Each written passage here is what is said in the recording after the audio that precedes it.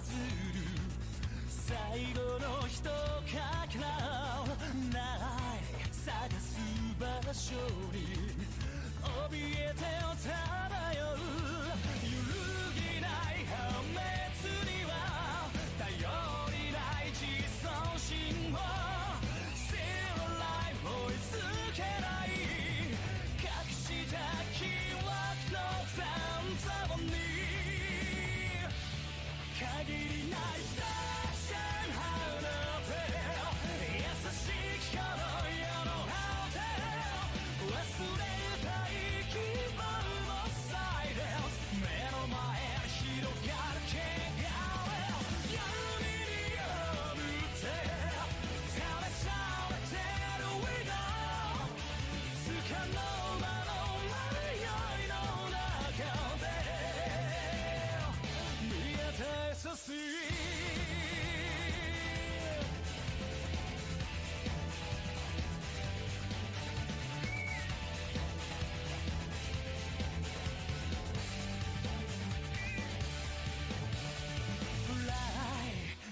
抗うパトス迷子の終着点愛されたいさがに呆れて振り向くただ前を向くその代わりに置いてきぼりのビッキな僕自身に託した夢の流血を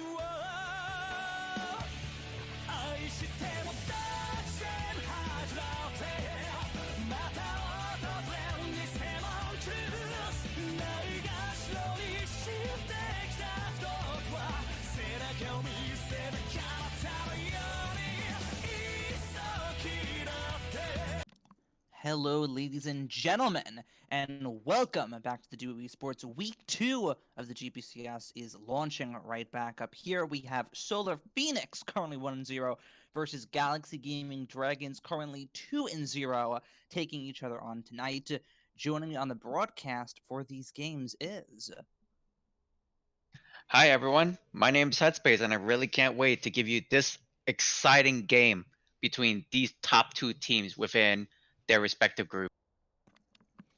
Yeah, definitely. Headspace, you are a fellow coach of Duo Esports from last season, so you've been around the scene a little bit right now, yeah? For sure. All right, awesome. So both of these teams, I'm not sure how much of their games you have or have not seen, but as mentioned earlier, both of them are undefeated. What do you think we're going to see in the draft? Well, in the draft, I expect both teams to really go for the current meta picks. So, for example, I think Ornn is going to be heavily prioritized between both teams. In fact, I even expect Red Team to ban Ornn. If Galaxy Dragons, who is on the blue side, I believe, are the ones who ban it, then I think that's a little bit questionable just because you want to make the Red Team be the one who forces the bans. But at the same time, I really can't wait to see how this draft goes. Same. But yeah, absolutely. Ornn is a terrifyingly strong pickup right now. Insanely tanky. Very, very hard to deal with. Lots of crowd control. Basically everything you'd want in a top laner, alongside buffing up the stats that he would give to his teammates through his passive. So definitely a solid pickup that I hope we see picked or banned. Yep. And on the side of Galaxy Gamers, they banned Vigar, and on the side of Solar Phoenix, they banned Kled. Right now, they're just banning each other's power picks that they use within their teams. Of course, I do expect to see some of these meta picks slowly starting to be put on the ban table. Definitely. And while we're with meta picks, it took me away from saying that when I was about to bring up Galaxy Gaming Dragons in one of their wins. I believe there's the most recent one. They did indeed go Senna Tom Kench, or Senna Soraka in a lane, the fasting Senna Strad, which obliterated the team that they played against, so Senna rightfully gets banned away.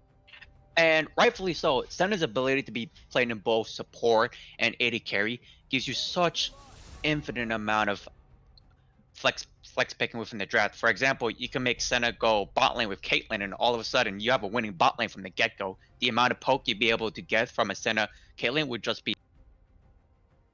Absolutely. So good to just get rid of the Senna right then and there.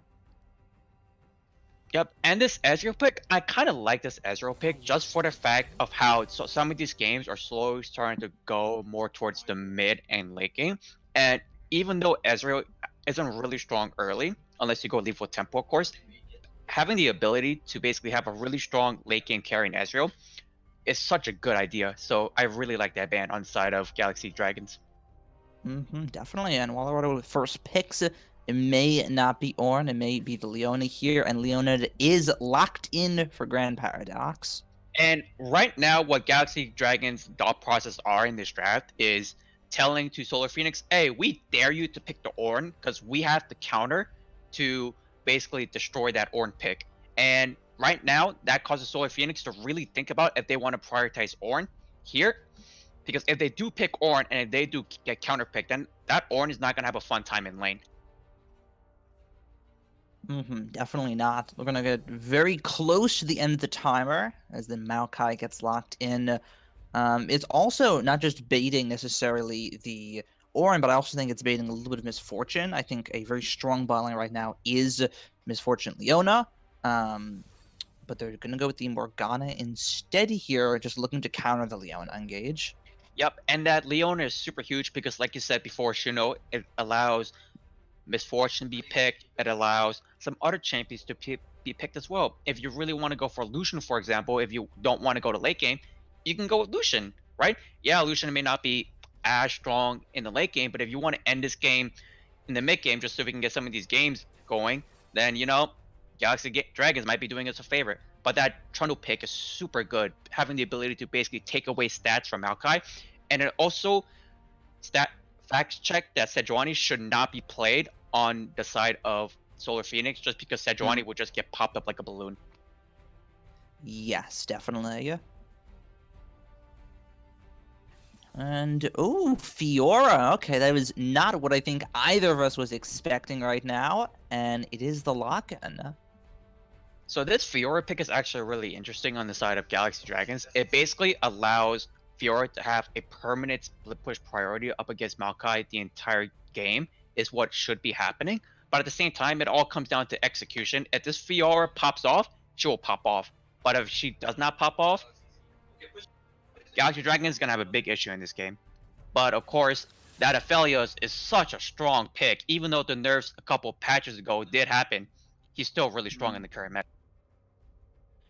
Yeah, the nerfs definitely battered him down. I'll say that much. But with the Morgana alongside him, should be able to survive against the Leone here. A lot of that pressure is going to be on Abaco in this bot lane on the Morgana, having those black shields and those anti-engages away from Grand Paradox. Yep, and on the side of both teams have a support. Both teams have a potential top laner.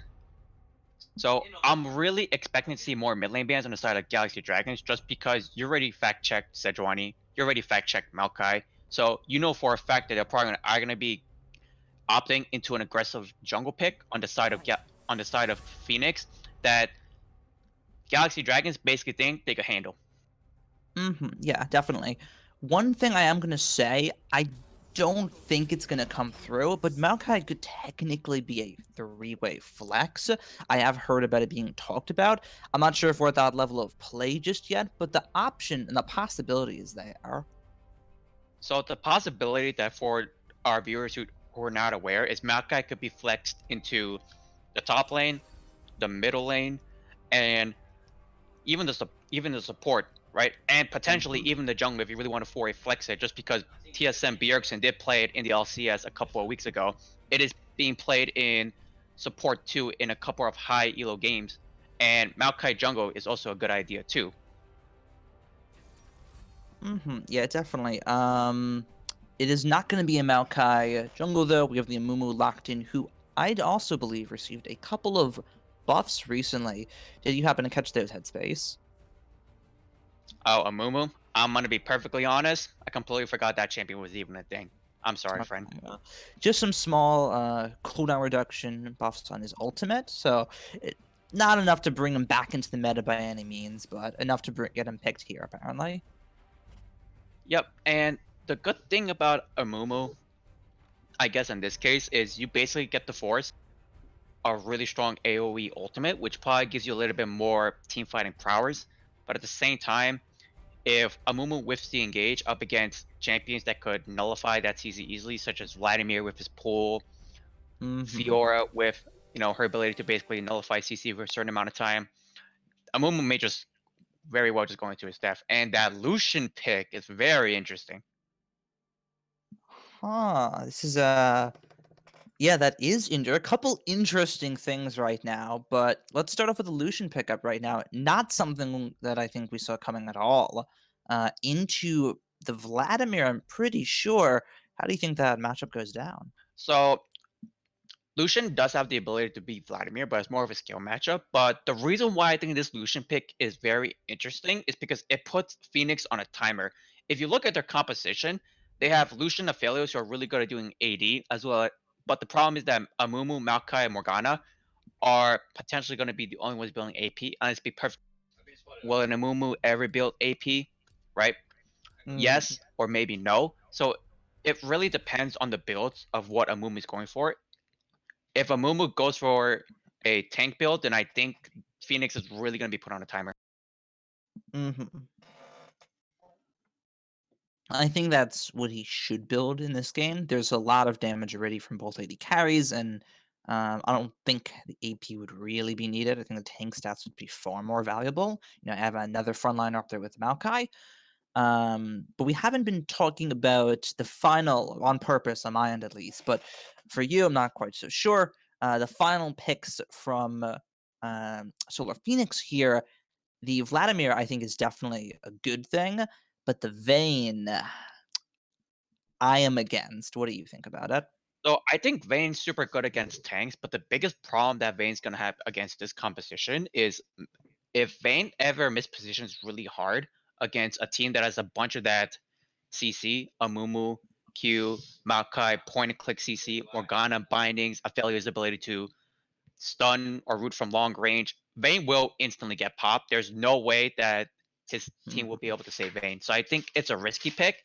If it works, he'll look like a god. If it doesn't Mm, work, he'll probably get flamed by the entire duo esports community. yes, and I'm leaning towards it not working just because while on their own, both Vayne and Leon I think are acceptable here. Leona for her hard engage and pick potential, and Vayne for her tank shred. I don't think they should ever be in the same lane with each other. Yep. Vayne who wants to sit back, just get out of laning phase, and Leona who wants to do nothing but go in and look for kills in lane. Really counterintuitive. Yep. And honestly, I kind of think that on the side of Solar Phoenix, since they're on the red side, I do believe that they should probably be able to get be able to get away with a lot of free recalls that it should be able to get as long as they play the lane right. If they do, then I think Vayne is going to be in a really, really tight spot unless the rest of his team is basically popping off. Absolutely.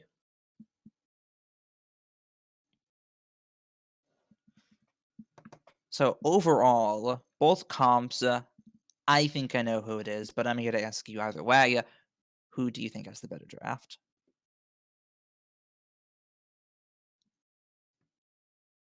I'm going to be perfectly honest with you. I think the blue side. I think red side only having Lucian and Aphelios as your only source of damage is really a big issue, especially if those two are your only damage sources and they have no AP damage on the red team. That's a really big issue. If they get blown Mm, out early, Trundle, Leona, heck, even Vladimir Fiora, if they really wanted to, could just build armor, and then Lucian and Aphelios just basically nullify for the rest of the game. So I think the blue side has such a huge advantage, but you never know. It is dual esports. Some of the strangest stuff does happen, such as Fight Club winning somehow. indeed. True, that did happen last night if you didn't tune in. But yeah, I'm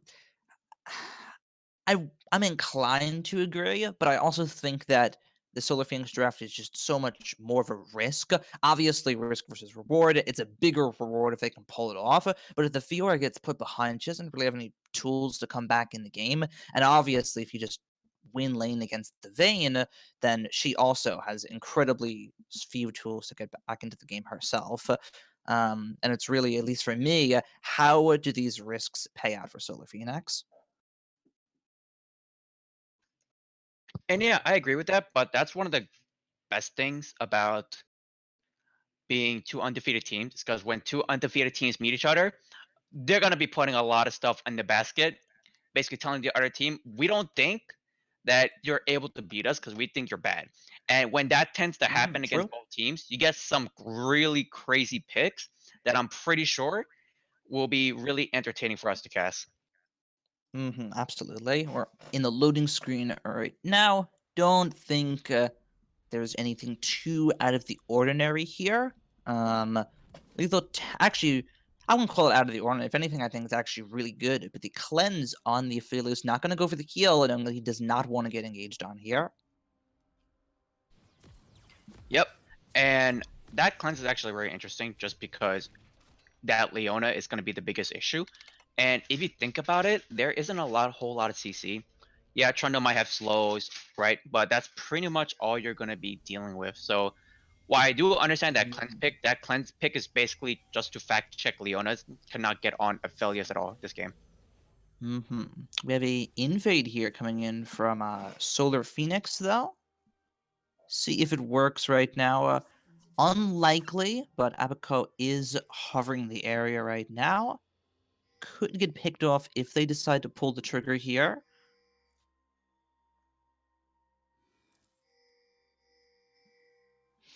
Oh, not quite. It's just going to be a 1-2, and they're out. A swing and a miss. But we got to give some credit over toward, I believe Stoner Phoenix is blue side. If Correct. Solar Phoenix Blue, Galaxy Gaming on the red. Hey, my apologies, everyone. But yeah, I think Solar Phoenix did really well in terms of trying that, right? Just because when two undefeated teams are going up against each other, crazy stuff will happen typically. So I don't blame them trying to stack. Might have worked, it might have not worked. But I'm really interested to see how this bot and mid lane goes.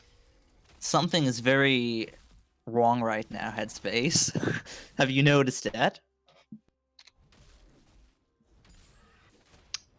No. Can you No? please tell me, Shudo? Look at the items. Oh, Yeah. wow, that's what I like to call I never see it that often. So You hate to see it, that's for sure. yeah. Um, So let's actually talk about that item situation since it rarely happens. The fact that did happen will cause Trundle to have a little bit of less priority within his jungle. In fact, there's a small chance that Trundle may not even be able to hit level 6 in time before Trundle. Of course, it depends on the jungler's pathing and all, but that really messes over Trundle early. Yeah, big mishap right there. Obviously, it didn't mean it, but unfortunate that it happens. Mumu is going to be very much ahead of Trundle right now. And right now, everything looks pretty fine from what is being put on the map.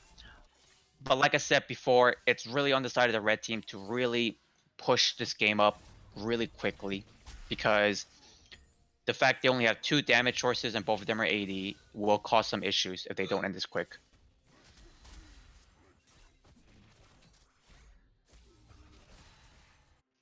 And what I'm also interested at is basically how Lucian is playing this lane. So if everyone could see how Lucian is playing at the current moment, he's trying his best as possible to not get the wave crash towards his tower.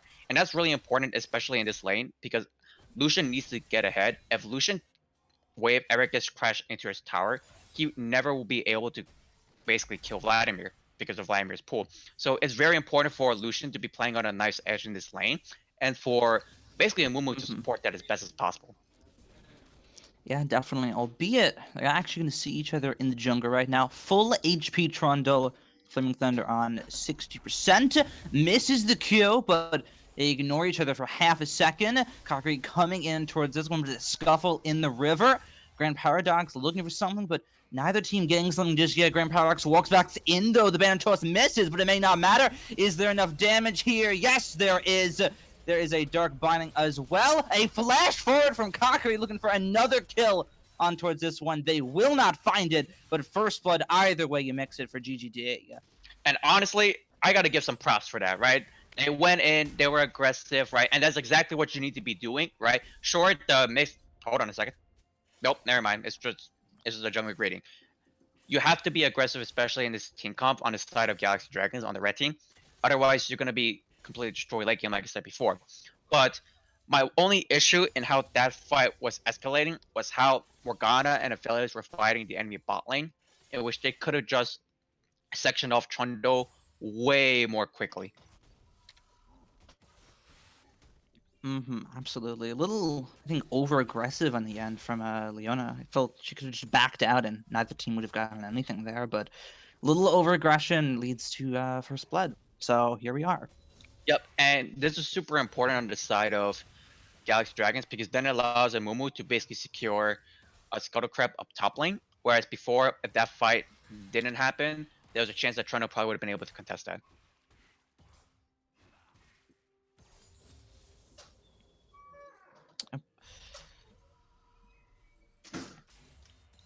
Something else to also notice as well is we should also be starting to look at the item builds. Yeah, even though it's early, the fact that Fiora already has a call basically tells me that she's trying to play for the long con. So that also indicates that Toronto's going to be focusing more towards the middle and the bot lane. Of course, like I said before, the reason why that's very important is because if you shut down Lucian and not Fiora, excuse me, and Aphelios, they're not going to be able to do anything in these team fights. So I think that's a super smart buy on the side of Fiora, and it basically tells Galaxy Dragons, this is how we're going to be playing this game. What is your answer? True. We'll see exactly how it pays out. Kind of, I think, Cull is a very uncommon purchase, but it is also very telegraphed. Exactly. And the thing about Cole, which is it's basically a insurance policy for the late game, which I think is super important. But the reason why people don't buy it is because the stats aren't really effective as much. It's more towards you're trying to get gold in the late game. But of course, Lucian with that Executioner's buy is super, super good, but it costed them a Dragon though.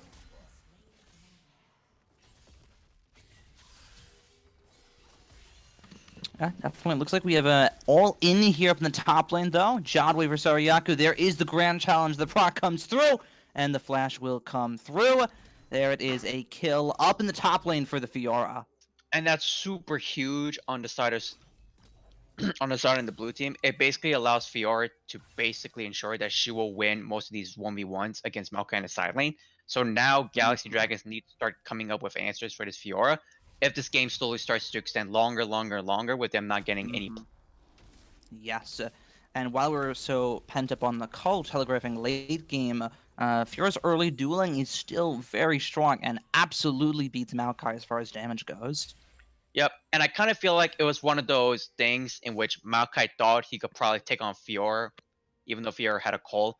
But like you said before, it's a Fiora with a Conqueror. You're still gonna get destroyed. So I think it's more towards of Maokai not respecting Fiora's power spike, and also not understanding that that call kind of probably debated him. Absolutely. Now Fiora is gonna walk back to lane with a Tiamat.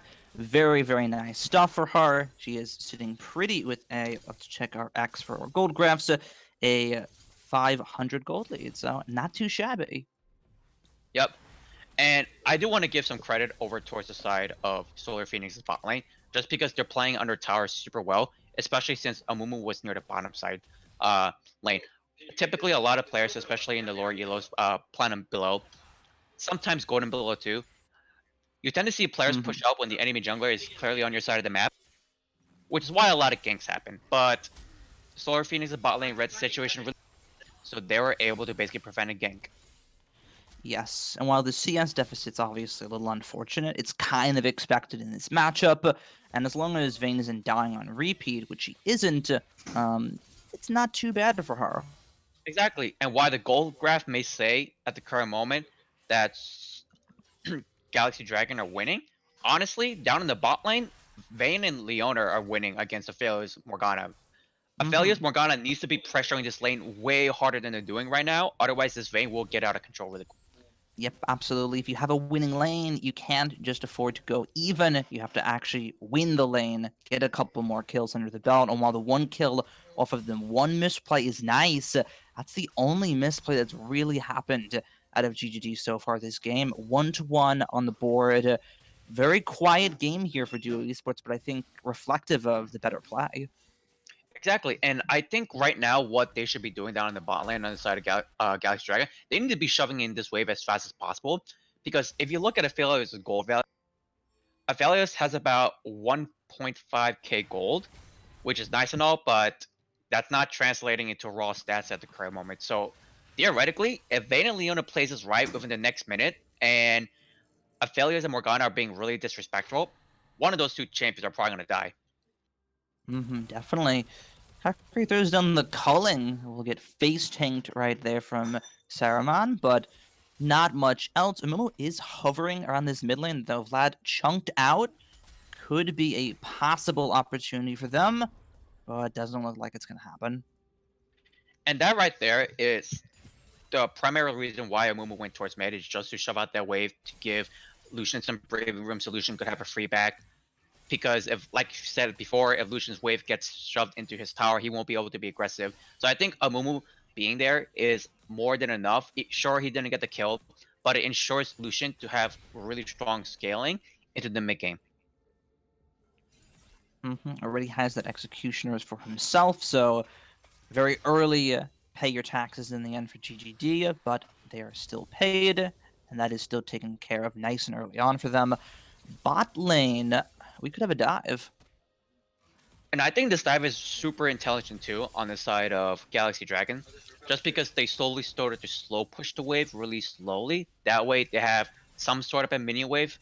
So when Amumu would have dived, it would have been a really strong play.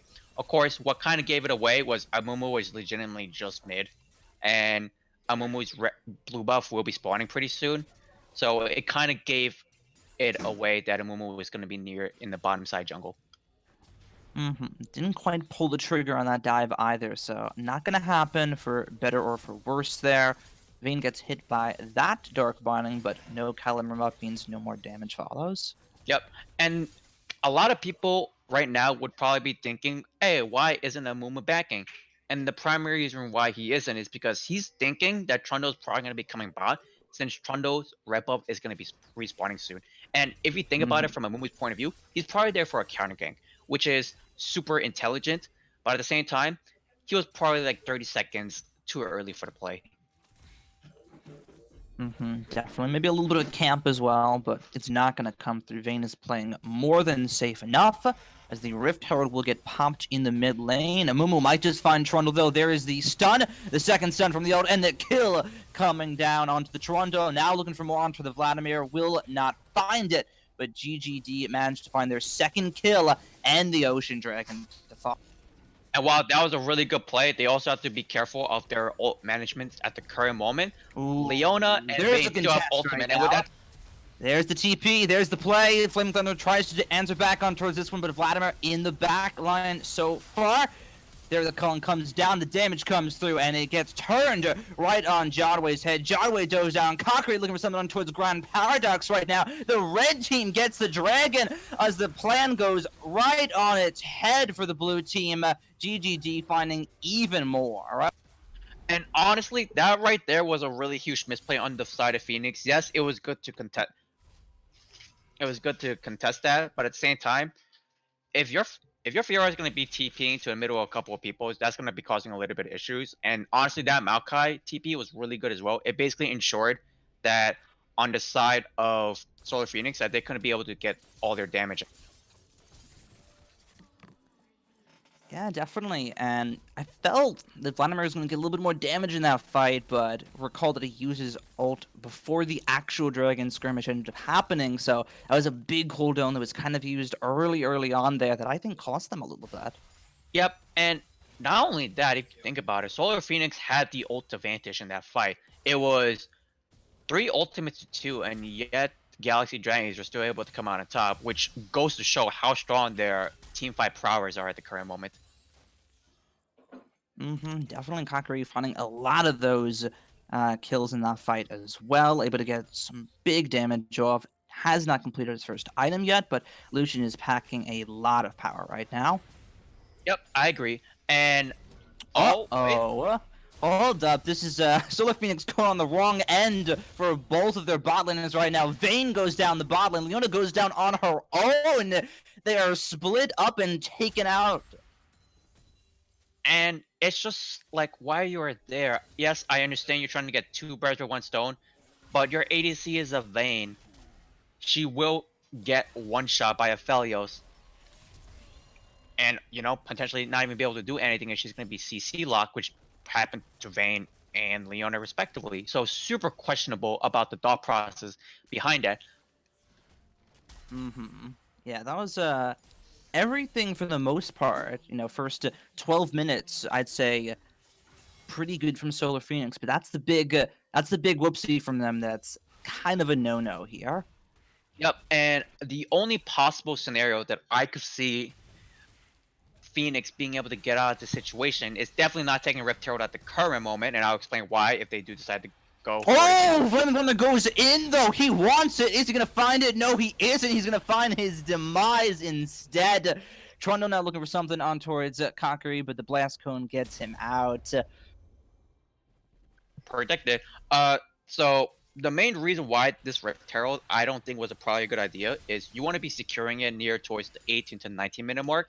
That way you give your Fiora immediate split pushing powers down in the bottom lane, which basically would have to make Galaxy Dragons decide if they want to kill Fiora. Oh wait, Yeah, and now there are repercussions of that player happening. Solarfire goes wide, but Herald gets another charge off on the mid tower. That is a big chunk right there off of the deep dive, I'll call it, from Amumu. yep, which is great and all. Sure, getting one mid tower and a half of 3/4 of a mid tower is great, but wouldn't it have been better to use it down bot lane, make 4 people or 3+ come down to bot, and then have your Vayne, who hopefully would have a Bork by 20 minutes, shred the Baron like, you know. Mm-hmm. It's just I understand wanting to get the immediate goal value, but Solar Phoenix is not on a timer. It's Yes. Galaxy Dragons that are on a timer exactly. So I get it, but at the same time, you have to be making a couple of steps. It's like chess, and honestly, they're playing checkers right now, and it's kind of going to be costing them pretty soon in the future. Yeah, definitely. So overall, though, still a very quiet game, right? There have been, or at least recently, there have been some big mechanical misplays. The head first dive from the Mumu, the double bot lane is getting caught out on their own soloed. But so far, it's still pretty quiet, and I don't think either team has made a game-losing play just yet. Exactly, and which is super good for Phoenix, but super bad on the side of Galaxy Dragons. They need to be pressuring this game even harder. The fact that it's 3-6, and the gold is relatively about even. Yeah, it's like 300 or 400 gold difference, but that doesn't really matter in the course of things. It's dead even. Like, yeah, it's basically that even. But right now, on the side of Galaxy Dragons, they're basically the ones losing this game, so they need to up this pressure now. Oh, They and with are, Dilution, and the pressure is going to get upped on towards Kakkari. He does survive for now, but he is a lone man on towards this one. Taken low, not taken out though. Vladimir not having the burst damage just yet right there, and Lucian manages to escape that very tough hold. Now GDD's team is collapsing on Jadwe. He's seen this story before, getting gunned down by the 2 tanks and cannot do anything. The banner toss lands onto the Vladimir as well. Vladimir will go down. It is a double look at top in the bot lane, and it's about to be a double kill in the top lane as well. A ton of damage come through, but Ophelio tanks too many tower shots, and he goes down before the pool takes another. Spiciness all across the map. it was a clown fiesta, ladies and gentlemen. So let's talk about what happened across the map. When the fight was happening down bot lane, Aphelios and Morgana got a really lucky CC chain up onto Leona, which is why Leona was so low to begin with when our camera directed towards her. But at the same time, it's one of those, you just took too many tower shots, man. Like, you have to be more careful about those towers. Yes, it's a tier 1 tower, so it probably doesn't do a lot of damage. You're still on 80 carry, you still would get damage a whole lot from that. Yeah, definitely. Finally, we're getting a little bit more action in this game, which obviously good for us on the audience end of things. For the teams, they're getting a little bit sloppier, but, we're on our end at the end of the day, and we like to see those. Exactly, and it wouldn't be a dual esports game unless we had some sort of a fiesta. Come on, everyone. Yes, But definitely. I do want to pay attention towards the 20-minute mark. Oh wait. Ooh, that's a dead Vayne right there. Not much else to say about it. Just the flash auto attack comes through. Aphelios hits him with the nice and balanced, and Vayne is dead. Yep, and I do want to credit Galaxy Dragons' ability to basically extend the CC chain. What Morgana did there, and what a lot of people maybe probably did not realize, is that Morgana basically waited to use her binding after Aphelios is done, almost timed out, which basically meant that they could basically extend the CC chain. If a Morgana immediately just bind it after Aphelios got the stun, that CC chain probably would have been from 4 seconds to 2 seconds. Now, granted, Morgana had to walk around the minions, but it still shows that they have some sort of discipline in terms of extending CC chains, which a lot of teams don't have. Especially Definitely. in Plat Elo, you still don't get to see that much often. And GGD are doing what you wanted them to do. You're saying that they have to apply more pressure. They have to get their AD carries ahead more than they already are, and that right there shows it. They want to do that, and they're doing it. Exactly, which I think is super good. But at the same time, this Baron is going to be the next point of contention. Whoever gets this Baron basically gets to decide the game. On the side of Solar Phoenix, if they get this Baron, they basically ensure they get to stall the game out longer, which lets them scale harder. But on the side of Galaxy Dragons, if they get this Baron, they could push the tempo really quickly and basically ensure that all the armor on the side of Phoenix never gets built. True, definitely here. So neither team having the greatest vision of the Baron pit, but both teams know that they are topside for this play if they want to make it. Man advantage on the end for GGD. Resets coming in right now, at least being thought of for Solar Phoenix. And this Yep. tower is going to drop. And right now, what honestly on the side of Galaxy Dragon should be doing is honestly just trying to force his Baron just so they can stat check this. Oh, nope, my apologies. Just so they can stat check this Fiora as best as they can. Because forcing a TP, Oh, spooky, but Black Shield Flash does indeed get him out. yep, Morgana OP.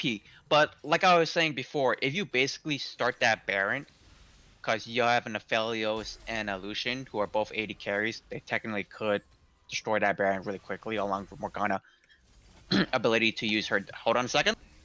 Ooh, fight here in the jungle right now. Cullen gets dashed through. The Vayne gets blown up, though. And the Vayne's down towards this one. The Illusion's down as well. Go The flash forward comes through. The cleanse comes through, but it doesn't mean anything. And the end of Solar Phoenix just demolish GGG out of the blue. And that's Baron, and that's exactly what we're talking about. Galaxy Dragon should have just gone for that Baron because you did not sweep the blue side jungle on the side of Phoenix, so you don't know if a double TP is gonna destroy you. And look on the side of Phoenix, they're taking the Baron.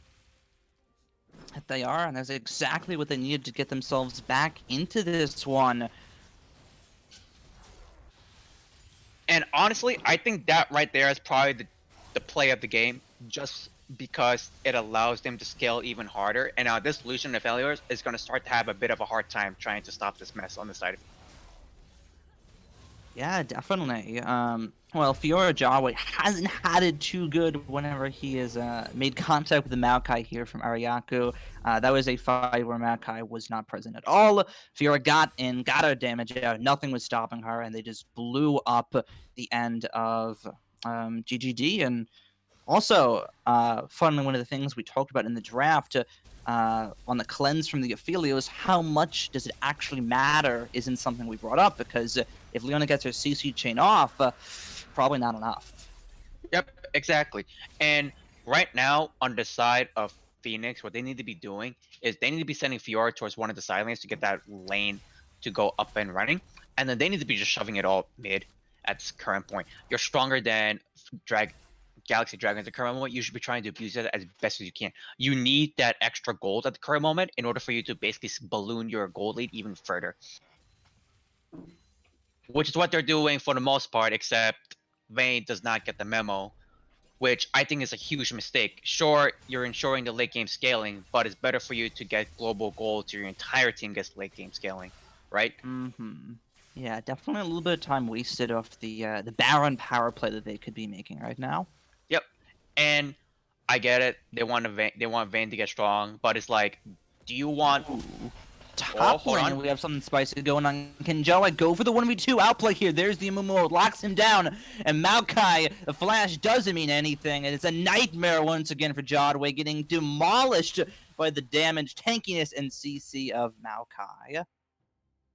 And Fiora really needs to have wards inside the enemy jungle in order for her to keep split pushing. Yes, we did say that split pushing is super important on the side of Fiora, but you can't split push with no vision. Otherwise, you're just going to die over and over again. And what is Leona doing? Vision. Grand Paradox has gone in to the deep end right now. He is getting punished big time right now. Grand Paradox does go down, but Aphelios goes melee range. Hello? Will it cost him? It does, but it's not going to matter. It is still 2 kills, 3 kills against the end of Solar Phoenix. GGG finds something right back. And that Baron was so good on the side of Phoenix, and they just threw it all away. Just like double lives his chances to attend the LCS playoffs. But let's talk about what went wrong in that fight. Yes, Leona was able to basically get a pick. At the same time, where's your damage coming from? Your entire team was at mid. One of them died. Like, I don't understand. Oh, hold on. This binding? Nope, never mind. But you just can't engage with no damage, and she basically engaged with no damage, and she just got popped like that. Yeah, definitely.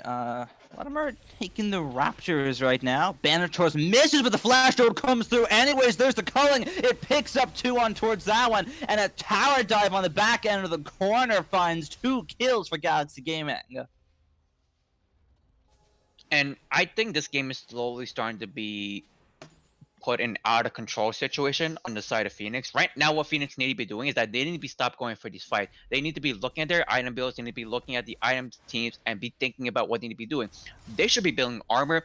They should be trying to basically stabilize the lane as much as possible. If this goes to 40 minutes plus, they basically auto win as long as they don't go through some really strange base rates or something like that.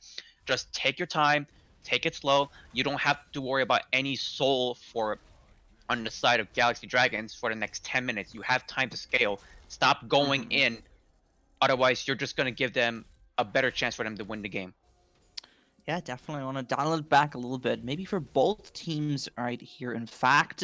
But this is still a very, very even game. Even though the kills are doubled on the end for Galaxy Gaming, the Dragons are tied up, the towers are tied up, the gold is practically tied up as well. So while that Baron play did swing it back for both these teams, this game is still even. Yep, which goes to show the skill expression from both these teams are super. Oh, that this one you'd hate to see. The Solar Flare doesn't matter, but I don't think it's going to matter here for Aphelios. Aphelios still goes down, gets a kill answered back. The stun from the Soul Shackles doesn't come through, but the damage from the Lucian most definitely does. And it is 2 kills again, strangely enough, for GGD.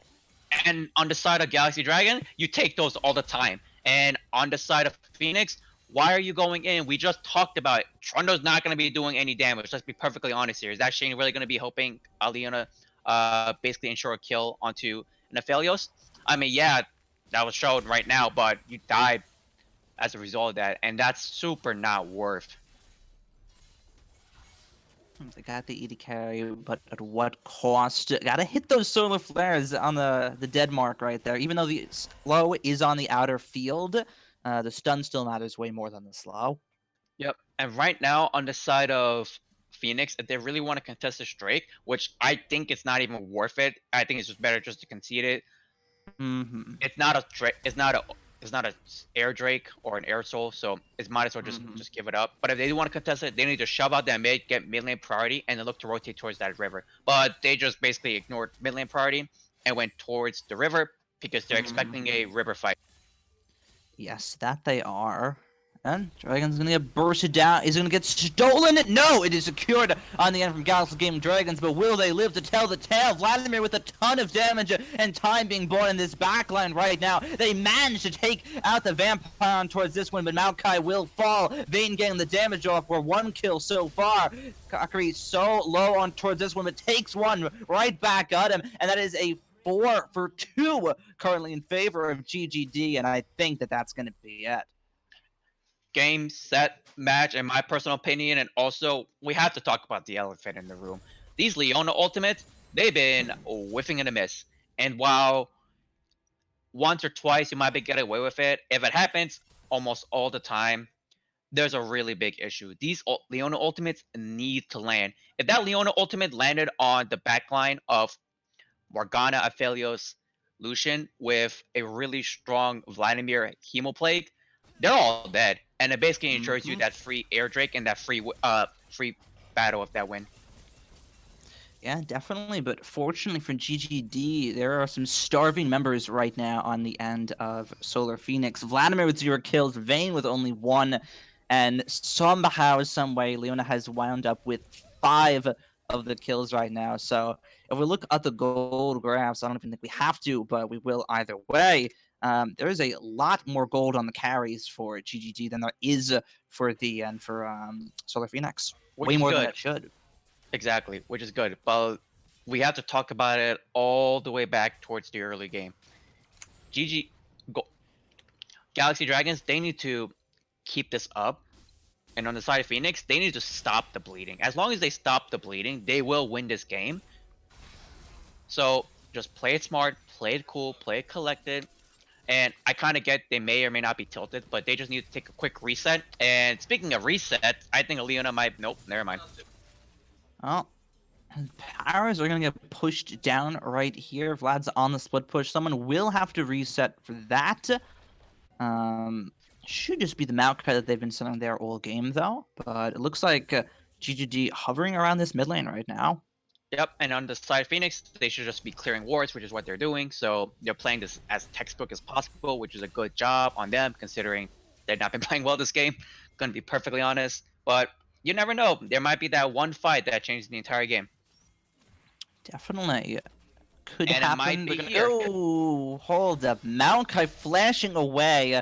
Something doesn't seem right here. Oh, Hold watch up. the Mumu? Nope, never mind. Ooh, there's a Solar Flare. Lands onto the fields, but it's a disengaging Solar Flare in the end from Solar Phoenix. They want out, not back in, but Maokai finds his way into the entire team. Watch him, Mumu. For the He's gonna damage, be the flash from Mumu doesn't find it, though. They're kiting back. They know that Curse of the Said Mummy is exactly what would kill them here, and Flaming Thunder does not find it.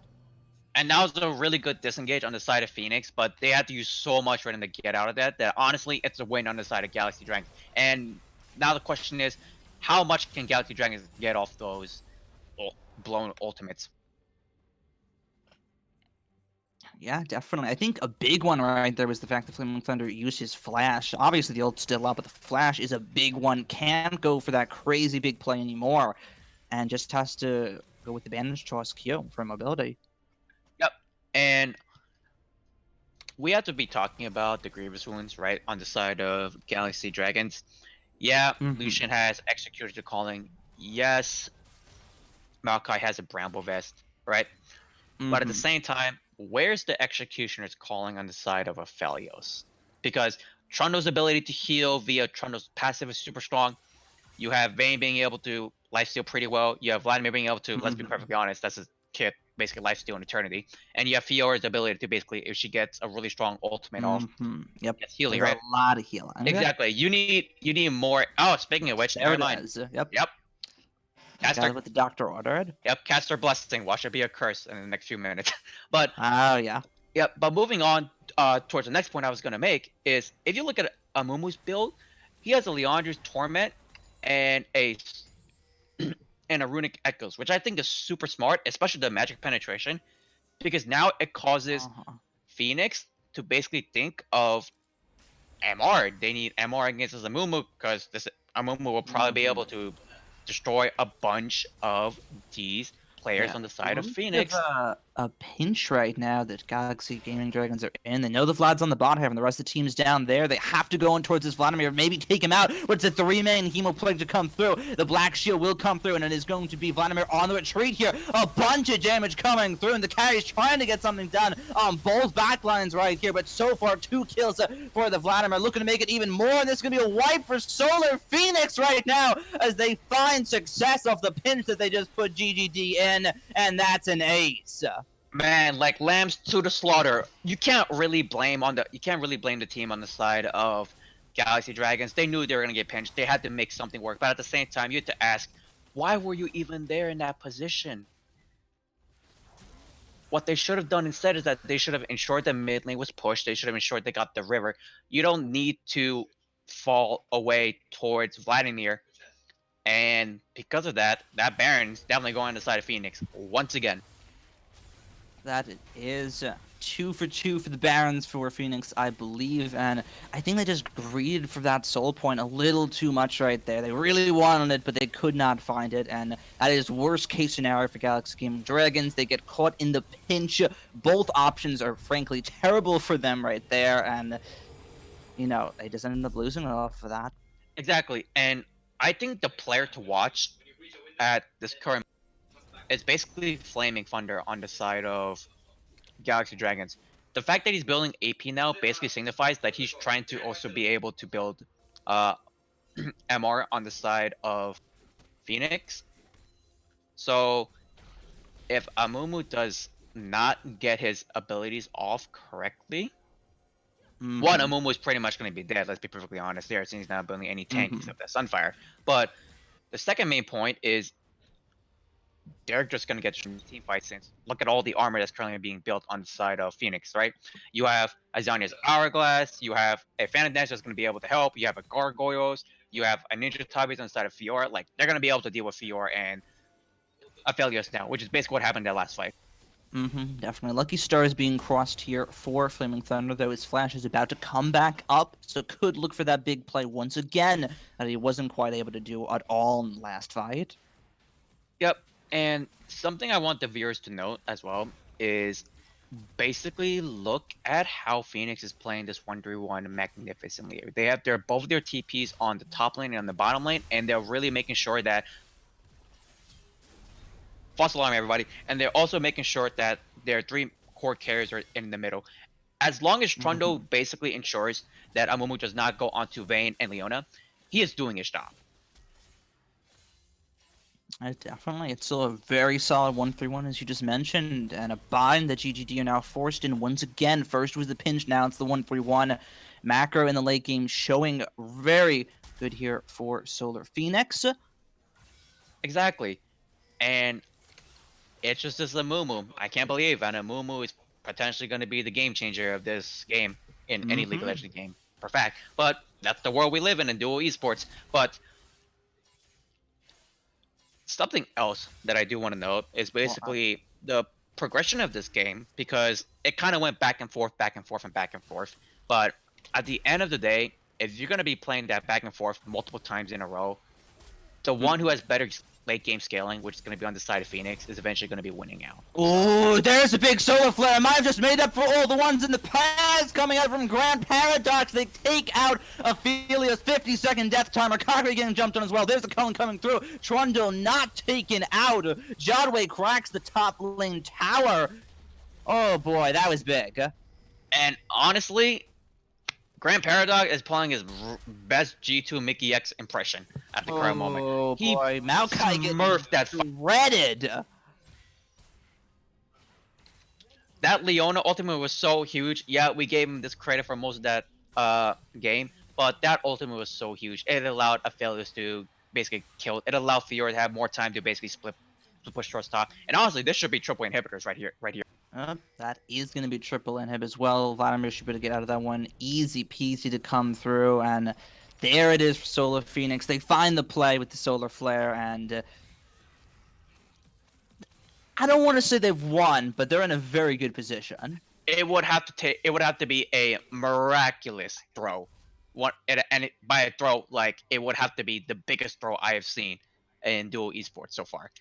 But for this season, of course, there are better throws in other seasons, of course. But something that I do want to pay attention at, now that we are slowly starting to head more towards the side of Phoenix's victory, if this game does continue the way it is triple air soul, well, triple cloud, with being able to have soul.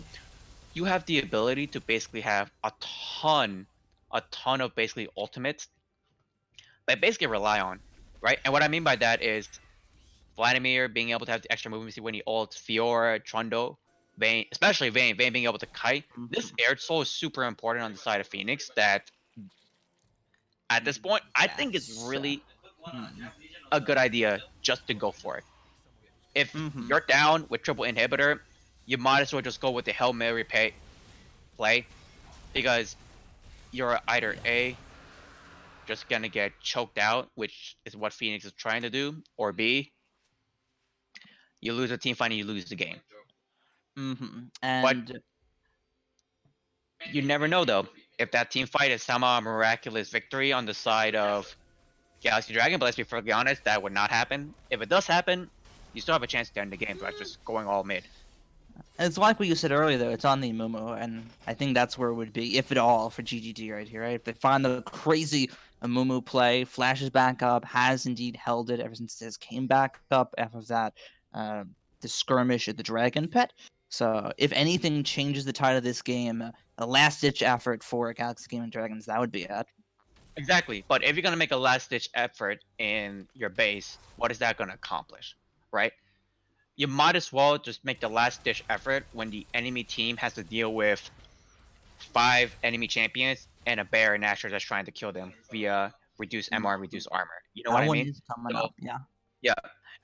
I think that's probably the place where Galaxy Dragon must make their stand. If they don't, I could see them honestly just getting choked out.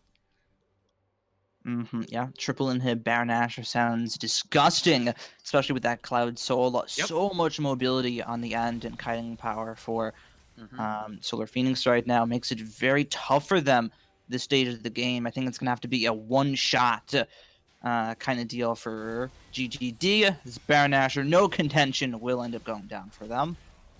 And the flash from Lucian, I don't blame him. At this Oh, point, true.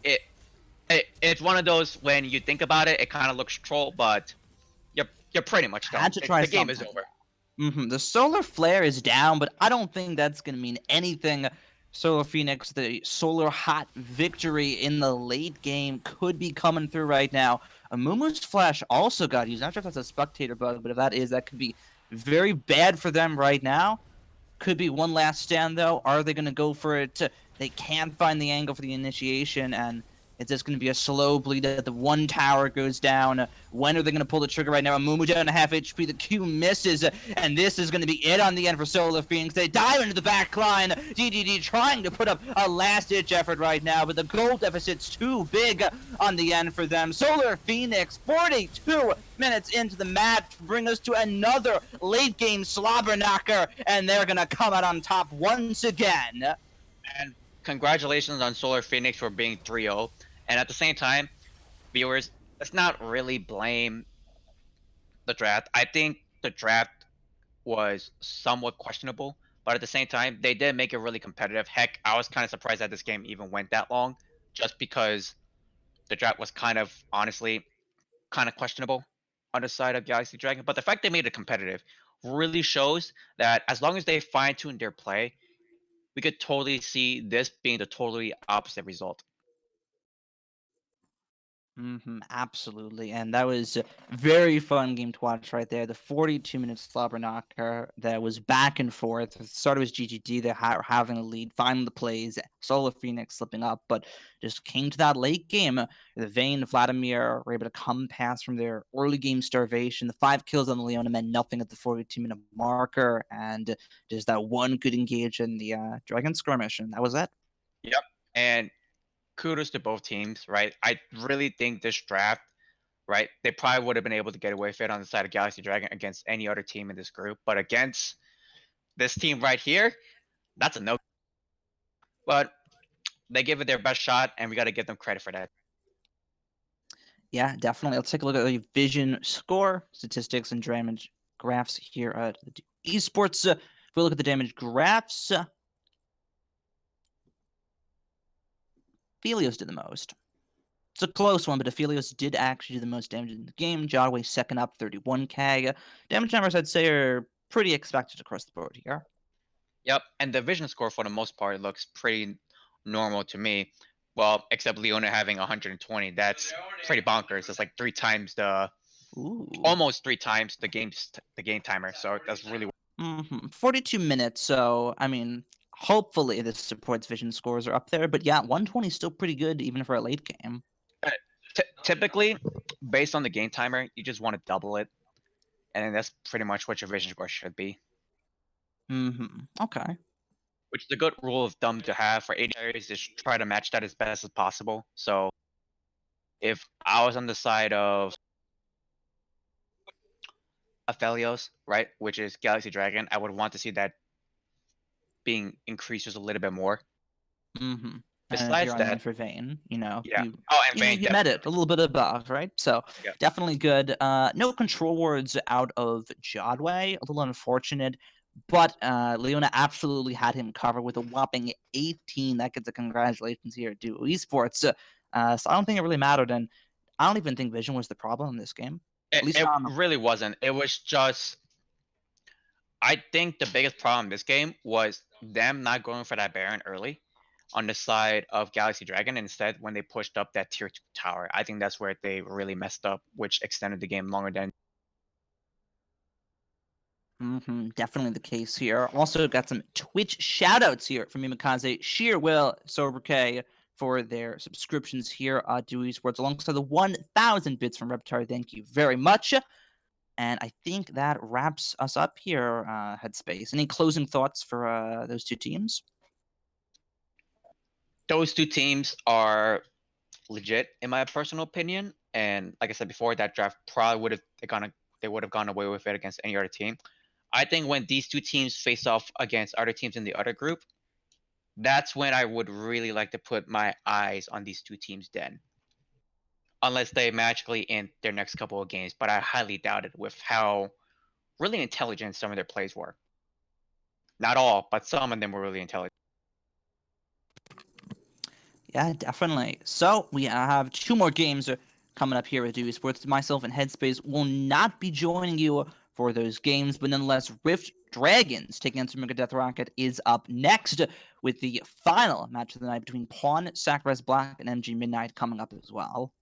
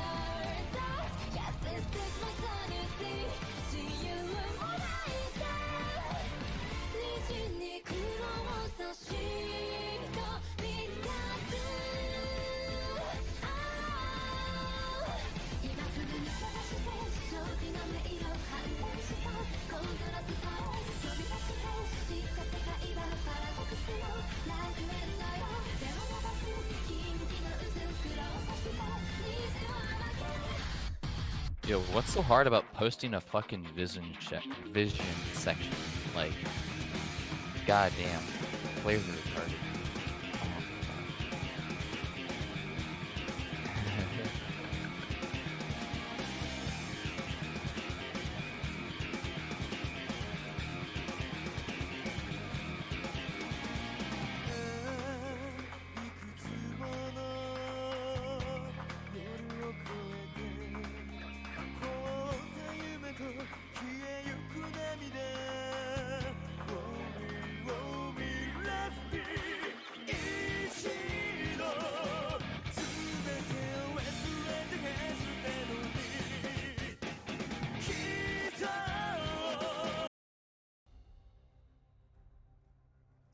All right, hey there.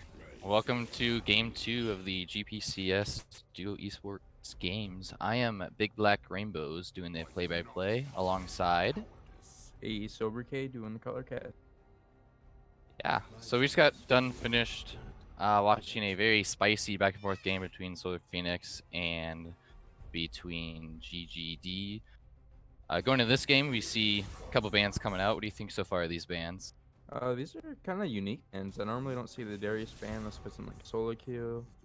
And Jin band makes sense. Kazakh band also is like another very solo queue-ish band. And I can see someone banning Spain. So a team played it yesterday. I can't remember who it was. And they performed pretty well with it. I remember they did end up losing the game though. Yeah, I love playing Jin personally, so I know if he gets ahead early, he's really Mhm. strong, so I think that's a good idea. I agree with you with the Kazakhs ban. I don't really see Kazakhs being played hardly at all, except it's like high tier one-trick challenger players. That's a little maybe question mark. But if he performs decent on it, Jarvan is solo queue, or not solo queue, but rather amateur scene staple. And Set is OP. That Yep. now. Definitely with having Set and Ornn left open by both sides, that's a good first pick. That's pretty safe that you can flex into most lanes. So nice pick up there. Yeah, I really like them picking up the Set. Even though there is some matchups you can play into it, it's still a pretty strong lane. And I do like the MF2 as well, because it's the same thing as Set's pretty strong lane, and Misfortune's a really good spot right now. Yeah, it looks like Super Mega Death Rocket's going for the meta pick, so to speak, with Set Misfortune so far, and the other team's looking more like It's more of heavy, a traditional. yeah, heavy traditional team comp kind of fighting. Yeah, it's versus Braum. That's a really safe lane that they have right there. Very much so. Braum kind of negates some maybe the picks they want to play. Nautilus isn't that good in the Braum, and it's just Varus is actually going to be able to scale up in this bot lane, and maybe later in the game if Rift Dragons pick some more scaling components for the last 2 picks, they have a good chance of outscaling this bot lane for sure. But we'll see what else they pick.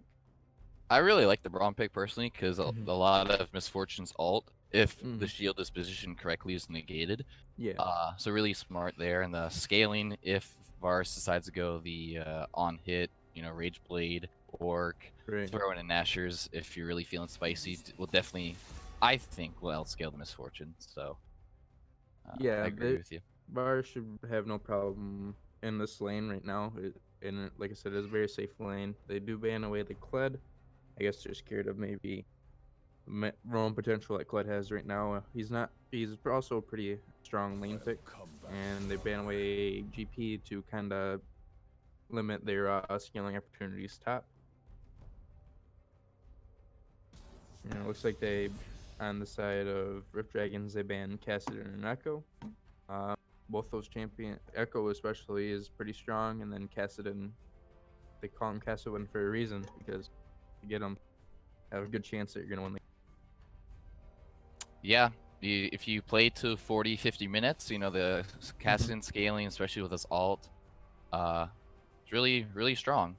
But you see the Zac over on this super mega Death Rocket side, really strong jungler, great engage, especially for long range, so gank from pretty much anywhere, so to speak. He also has great damage that some people kind of overlook sometimes when they use Zac. His early game damage is actually really good for being such a tanky jungler. Very much so. And you see the Mordekaiser. Oh, I love having Mordekaisers in games because you just take two people out of the fight and you're like, oh, well, you're in Walmart now, so goodbye. Right. Mordekaiser would be very good isolating a set if he gets ahead, and also maybe isolating the Oriana, because it looks like if they do lock in this Oriana, this will be a very heavy team fight position on the side Yeah. of Mega Death Rocket. Yeah, so very, very team fight oriented for both sides here. The ball delivery system with the Zac Oriana combo should be very good, especially if Zac can get it on the back lines. On the side of um, Rift, Again? yep, Rift Dragons. The Mordekaiser pick is interesting because they haven't moved it around yet, so I'm wondering what's going on with that. Maybe they didn't line up in order. Maybe, true. But the Syndra pick alongside the Braum knockup into the Jarvan cage, definitely very, very strong as well. Quick side note between the interactions between Mordekaiser and Misfortune, I've experienced with ulting her, if you get ulted by Mordekaiser as you're ulting as Misfortune, your ult gets canceled. So keep that in mind later in the game. Yeah, he might want to do that, but Bram Shield also helps with a lot of that as well. Very much so. So what I expect this Mordekaiser to do is I would put him in a side lane, either top or bot, depending on where the objective's at right now that they want to go for, and have him split his side lane and have his team either in the jungle next to him or pushing the mid lane, and try to split up the team a little bit and having the J4 or the Varus and even the Syndra try to catch out picks while they're trying to rotate between objectives or between lanes, because that could be a way that they could kind of mitigate the effectiveness of that wombo combo they have with Zac and the Oriana and Fortune. Very, very much so. I also want to point out that on the red side, there is a lot of engage with, you said, like Zac, Oriana, Nautilus. But if they get engaged on, that could be a very devastating, whether it's just a pick or a full-out team fight. If they can't pull the trigger when they want to, that would be, I think, very devastating, as they have full go in, but they don't have anything like a Veigar cage or even a Syndra EQ stun. So Right.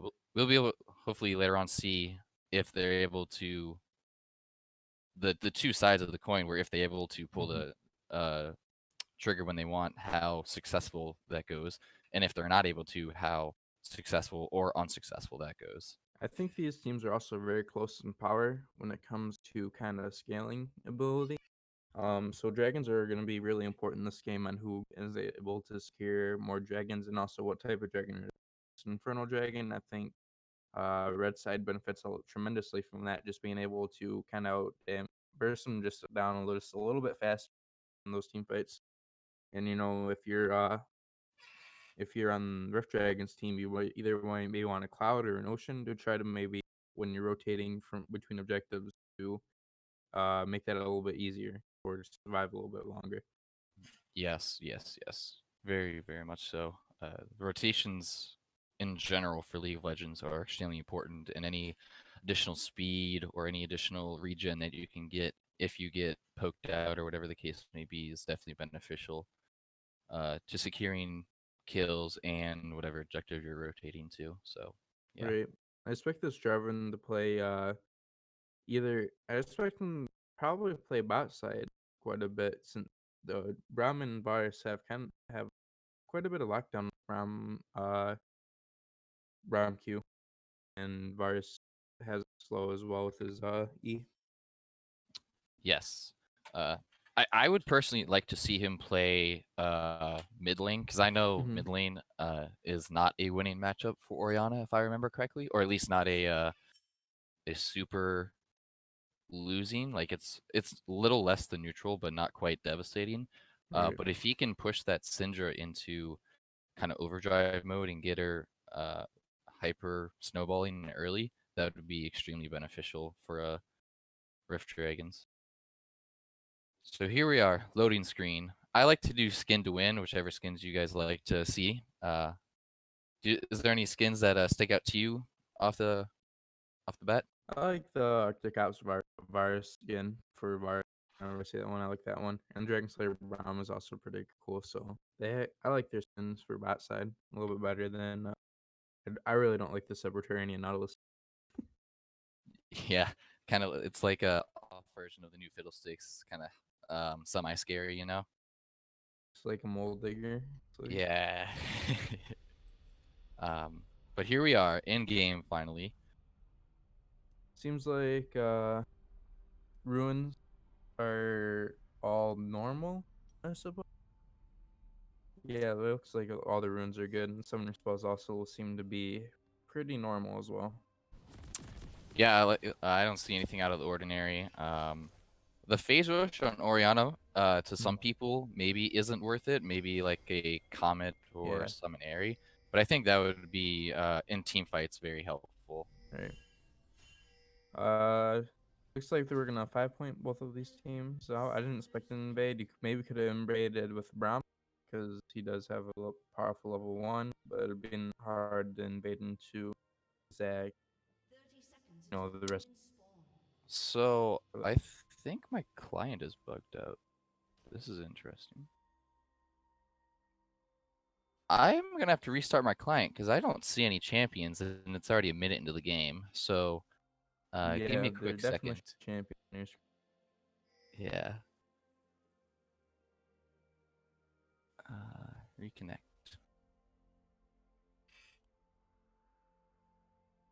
Looks like everyone bought their items this game.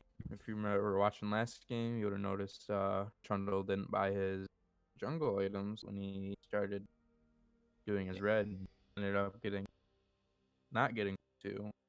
Shout out to Catastrophe there for not doing that.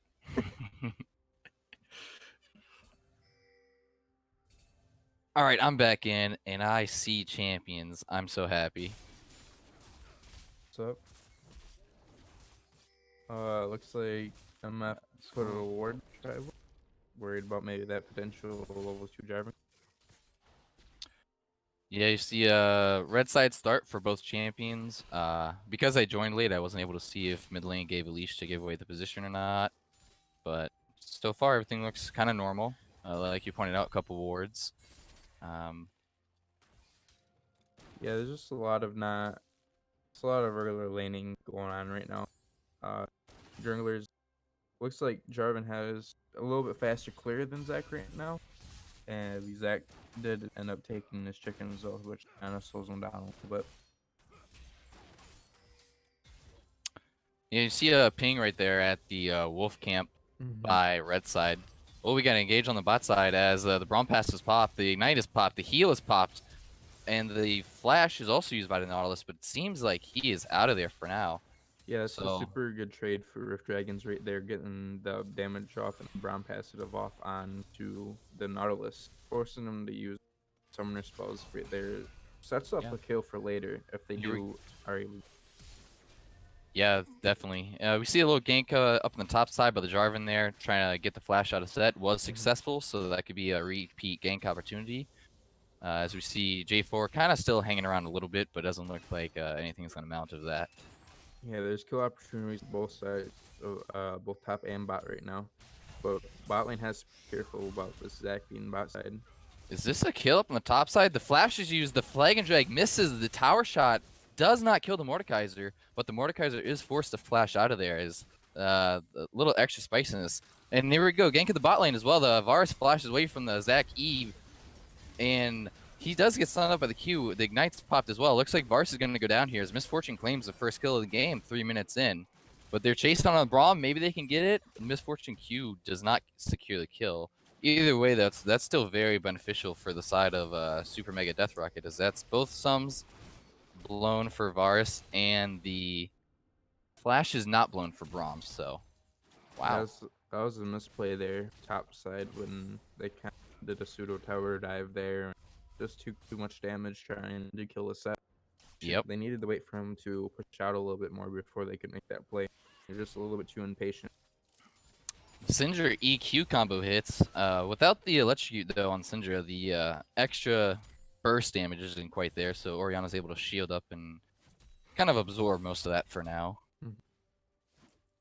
You do notice that Orianna is kind of half health right now, though, so she is getting slower and slowly but surely into the kill range for Syndra if she can keep damage up. Yeah, Because Syndra still has over mana bar. yeah. If Syndra could get 6 before Orianna does and keep the wave in the on her side of the map generally, good EQ W ult combo, even without electrocute at this range, would probably still burst the Orianna out. So, Right. At least maybe Kerboke some kind of summoner. very, very much so. So after that nice couple skirmishes, the action set up down a little bit. You see Jarvan hanging around the bot side trying to get a gank on the Nautilus, but he's just gonna hook out of there, it looks like. So we get a breather. Looks like Rift Dragon's actually going to try to start this dragon. Yeah, especially with all the members up, this might be a little sketchy, but we So got 4v4? fighting on the top side and bot side. As top side, it looks like Mordekaiser does win that, but on the bottom side, blue side's able to secure the dragon, but at what cost? And team fight ensues. Zach goes in.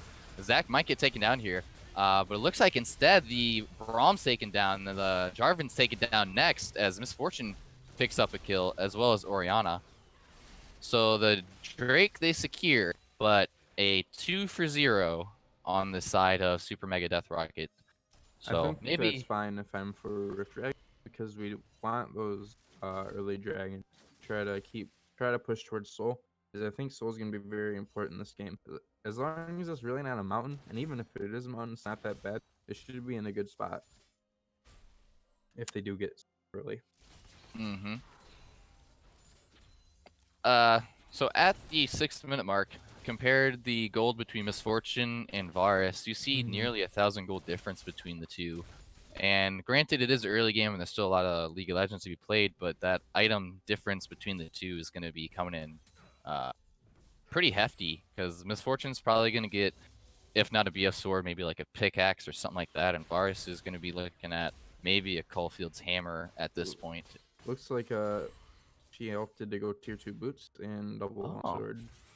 Look at that. It's not that bad right now for Varus. They just need to be careful about extended trades, but they could probably still take short trade this stage in the game. Mm-hmm. Short Especially trades, if you're pop just the back. passive. Yep. I do like the red side vision that they have right now. They have 3 controllers on the map. I'd like to see a couple more, but they're doing a good job right now. Comparatively, Rift Dragons only has 1 control ward. It's kind of not even in that good of a spot right now. Yeah, it's kind of defending an entrance that you already have a right, because of Scuttle being taken there. So, And you shouldn't really be worried about your Mordekaiser getting both of them in the tribe bush anyway. yeah, 'cause especially now that he has his ult, any dive attempt could easily go fatal for the side of Super Mega. Sure. Just take a person into the Death Realm under turret, and that's nearly a confirmed kill. Orianna all being used here in the mid lane as Zach goes in too. Orianna is able to pick up the kill on Syndra, puts her at 2-0-1. Nice. Yeah. I think Rift Dragons does need to kind of calm down on dying all of these times, because if they do keep dying, this lead's going to get a little bit too big even if they do secure kind of objective. Yes. You know, I said earlier with the snowball, it's kind of going in the opposite direction, because in lane, Orianna kind of gets bullied and because of the extended range that Syndra has. But if you're able to get your team involved and get the Orianna ahead, that Stonewall is definitely going to be beneficial on the side of red. Sure. These were kind of both kind of snowball like comps. If Misfortune kind of gets head like she is right now, it's gonna kind of do too much damage, even with the Ram Shield. I think. Mm-hmm. Yeah, and you still see Syndra teleported back to lane and right back to bullying the Orianna. So if she's able to get another gank or two, especially She's with that, almost dead. yeah, that's true. A good Q ult might kill her, but with her, oh, they might get Misfortune on the bot side as Jarvan's Oh. going in. The passive's being used. The ult on Misfortune's canceled because of the Braum passive, and we have a full-out fight here. Zach is joining in. Jarvan, because with the ult, is able to secure the Misfortune kill. Varus ult whiffs, it looked like, but either way, Nautilus is going down here to Jarvan. He's able to pick up both kills on the bot side. Rift Dragon is very thankful that MF had the pop ulti right before she got stunned. Yeah. I feel like if the MF ulti got to go off maybe just after, they would have been not with the fight turnout they just had. Yeah, I think the shield on Braum was already used for the hook that ended up going past him, so he wouldn't have had that block tool for that ult, so that would have done Yeah, he just very... ran right at man for earlier with the shield up. Mm-hmm. So that Misfortune ult, if it was able to go off, would have definitely turned the tide of that fight, for sure.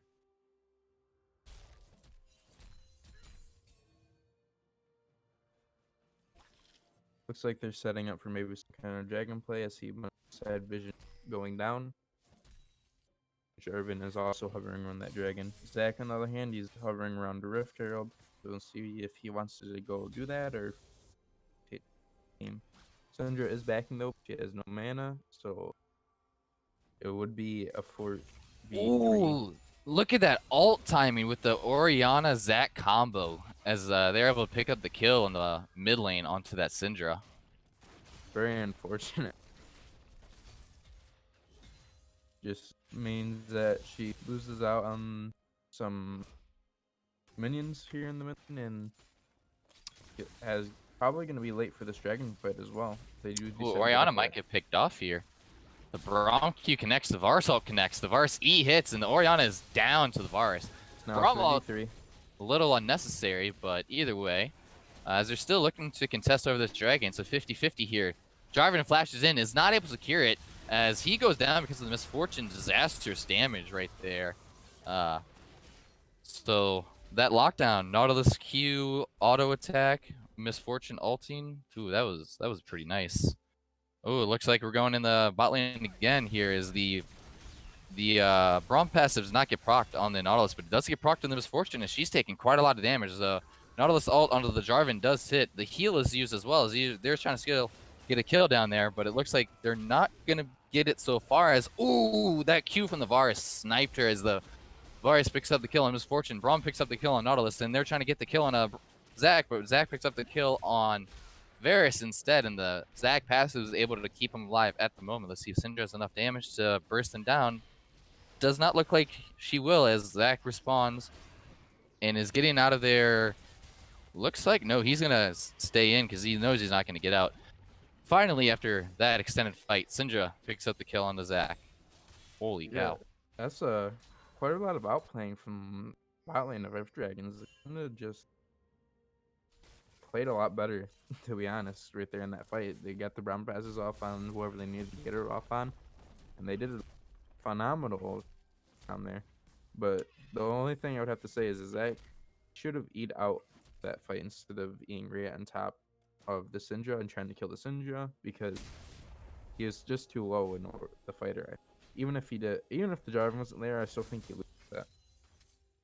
Yeah, because the Syndra, once she used her ult, the Zac was at like 10% HP, so a good Q auto probably would have did it. Mordekaiser trying to get a little cheese here. The pullback misses, the Q misses, and he ults Nautilus into what I like to call the Walmart zone.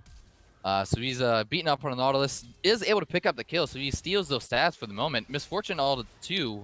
Looks like she canceled it early. Heal being used as well to try to escape the Mordekaiser. The pullback misses. and she's out of there.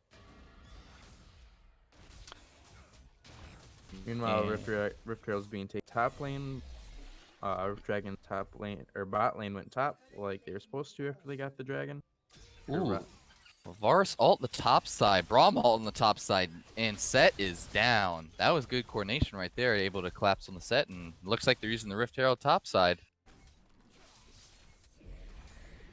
Yeah, that's that. Rift Dragon's bot lane playing so well right now in conjunction with the jungler. They know exactly what they're doing, and it looks like we might have another engage.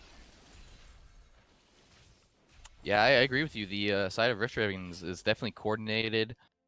Whether the early game wasn't quite going in their direction, now it's kind of in the semi-mid or late early game, if that makes sense. They're definitely a lot more coordinated, a lot more put together, good on their rotations and stuff. So it's paying off for them right now. Sure is. And I'm trying to find the button for Zach.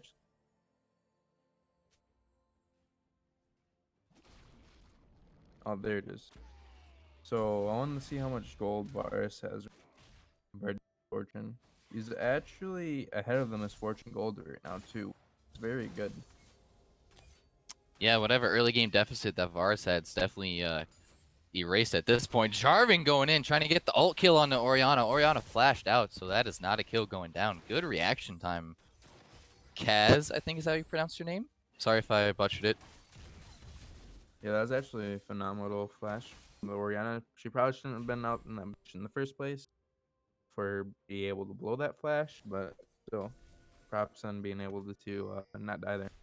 Yeah, that was a pro play reaction time.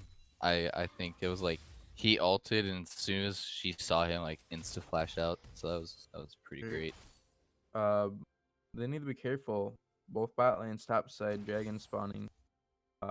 If Set dies or if Zach gets maybe caught out by the Jarvan or Jarvan gets caught out. All right, looks like they're safe. Or not. Varus ult topside is locking down Misfortune. Braum being used as well. The Ignite's dropped, and looks like Braum's gonna pick up the kill on Misfortune. The Braum passive is procced on the Nautilus, and that is a dead Nautilus thanks to the Varus. So that's gonna be, I'm gonna assume, top first turret going down on the top side too now. That's And correct. it is. That is Yeah. first turret. And you have what, 30 seconds till where's my objective timer? There it is. Well, we have 8 seconds until Dragon spawns, and it looks like the recalls are coming in, trying to get down there in time. The Orianna ult being used on the Syndra. Syndra is quite low, but so is Orianna, and Orianna takes out Syndra in the mid lane. Syndra actually Wow. should have won that fight. I seen her miss a couple of her abilities. I seen her time and time again kind of miss these cues, kind of random champion. So I don't know what that's all about, but she's kind of briefed a couple by just missing a couple cues. Yeah, I think the Orianna sidestepping there was really well done to evade those, I think it was 2 Qs that she missed. Mhm. Yeah, I don't know uh, exactly how many, and I did definitely see a couple. So we TP might have coming a in mid. Yeah, we see a TP coming mid from the Syndra, try to contest for this dragon. Set does not have his TP. Nautilus flashes forward, gets the hook on the Varus. Varus might go down here as a Misfortune ult's procced, but the Braum shield is able to block most of the damage. The Varus does go down here, but it looks like the Mordekaiser is able to pick up at least 1 kill on Nautilus, and Misfortune is the next target here. She's going to go down to the Syndra, and that is a 4 for 2 in the favor of Rift Dragons, as they're going to pick up the dragon here as well. So that's a Cloud and a Mountain on the side of, or on the blue side rather. Wow. Yeah, that's a really good fight for Rift Dragons. Once again, they just kind of get on the carries and start doing a lot of damage. And we get Executioner's pickup after MF went back to base. I don't know if that's gonna help too much for these champions though. Yeah, the Executioners, I'm assuming, is only for the Mordekaiser, because I don't recall Varus having any healing in his kit. Lifesteal. Yes. That's true, yeah. Does that Life work? steal. I'm pretty sure that works. So, quick note: the Jarvan did decide to go the Cinderhulk instead of the damage jungle item. So he's going to be more focused on being the frontline tank that blue side maybe doesn't necessarily need, as their Mordekaiser is getting pretty health tanky, not stat tanky. Right. We'll see later on if that maybe comes back to bite them at all, or if that's exactly what the doctor ordered. I think it's a good idea since Mordekaiser probably wants to end up switching to more AP stats later in the game. So he probably doesn't want to be. They probably want a little bit more damage event from him rather than him. You're right. Even though he's gonna be in the line, might alt the set, get some of the tank stats from him since he does have Black Cleaver and also has another health crystal building this. Absolutely, yeah. So I just want to point out that the Mordekaiser did go Rylai's first. Isn't really that typical, but I think against the melee matchup that he was in is definitely a wonderful choice to kind of keep that melee distance together. So good item selection from Yeah, and I also noticed the no. Brown Bill Gargoyles play it first, which I've been told I don't do it play Brown that much, but I've been told is pretty good on if you build that first. Because it just gives you so much raw stats. It's really hard for the team to kill you, and with him soaking up so much damage from the MF vault and possibly set damage or Oriana damage, you're gonna need to get. Absolutely, because with his, I believe it's his W that gives additional armor MR to whoever he dashes to. Right. If he can dash to the like a Varus or Syndra and then pop that and throw up the shield for whatever damage is incoming, he's going to be one tough cookie to take down if he goes down at all. Right. And you notice these last few fights, they've actually had a really hard time taking him down. Like the last fight at Dragon, pretty sure he didn't go down until pretty much, and he was there the entire time. Yeah, definitely. So 20 minutes, got a little lull in the action as both teams are kind of trying to set up vision or lack thereof for some people. So the next major objective is obviously Baron. It's up. What would so obviously blue side has a, I'm just going to call it a 4K gold lead at this point. In order for them to keep this gold lead, what would you want them to do or need them to do at this point?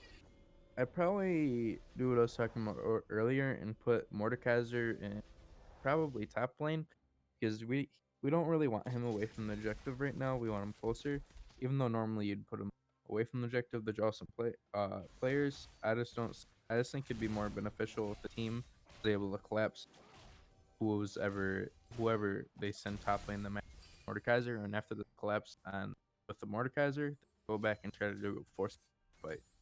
And that's how I would start setting things up if I was on the side of Rift Dragons.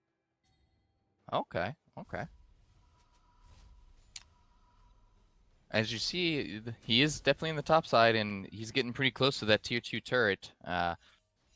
Doesn't look like he's really gotten any damage on it so far, but that pressure, just knowing that, he's pushing, he's definitely has the prio over set with the... And he does have TP up, so he can teleport if they decide to wait for this dragon to come up and do the dragon. And given that it is a Mountain Soul, the blue side would definitely much rather want those additional resistance stats and whatnot over... Ooh, Varusald's landed on the Zac, and it looks like it's going to be spreading onto the Nautilus, and it does. He's locked down, but Oriana's kind of caught out as she flashes over the wall to get out of safety. Ooh, nice little skirmish right there. Got a couple key cooldowns out. That Oriana flash being down is pretty big because now she's not going to be able to get away from the name that comes her way.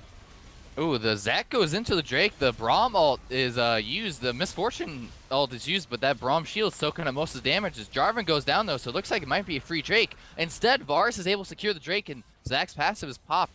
In the meantime, though, Misfortune does go down to the Syndra, and looks like Mordekaiser is going to be chasing down. Oriana is able to secure that kill as well. Set's in there now, too, as the ult was used on the Braum, I believe. Syndra is now going to go down to the Set.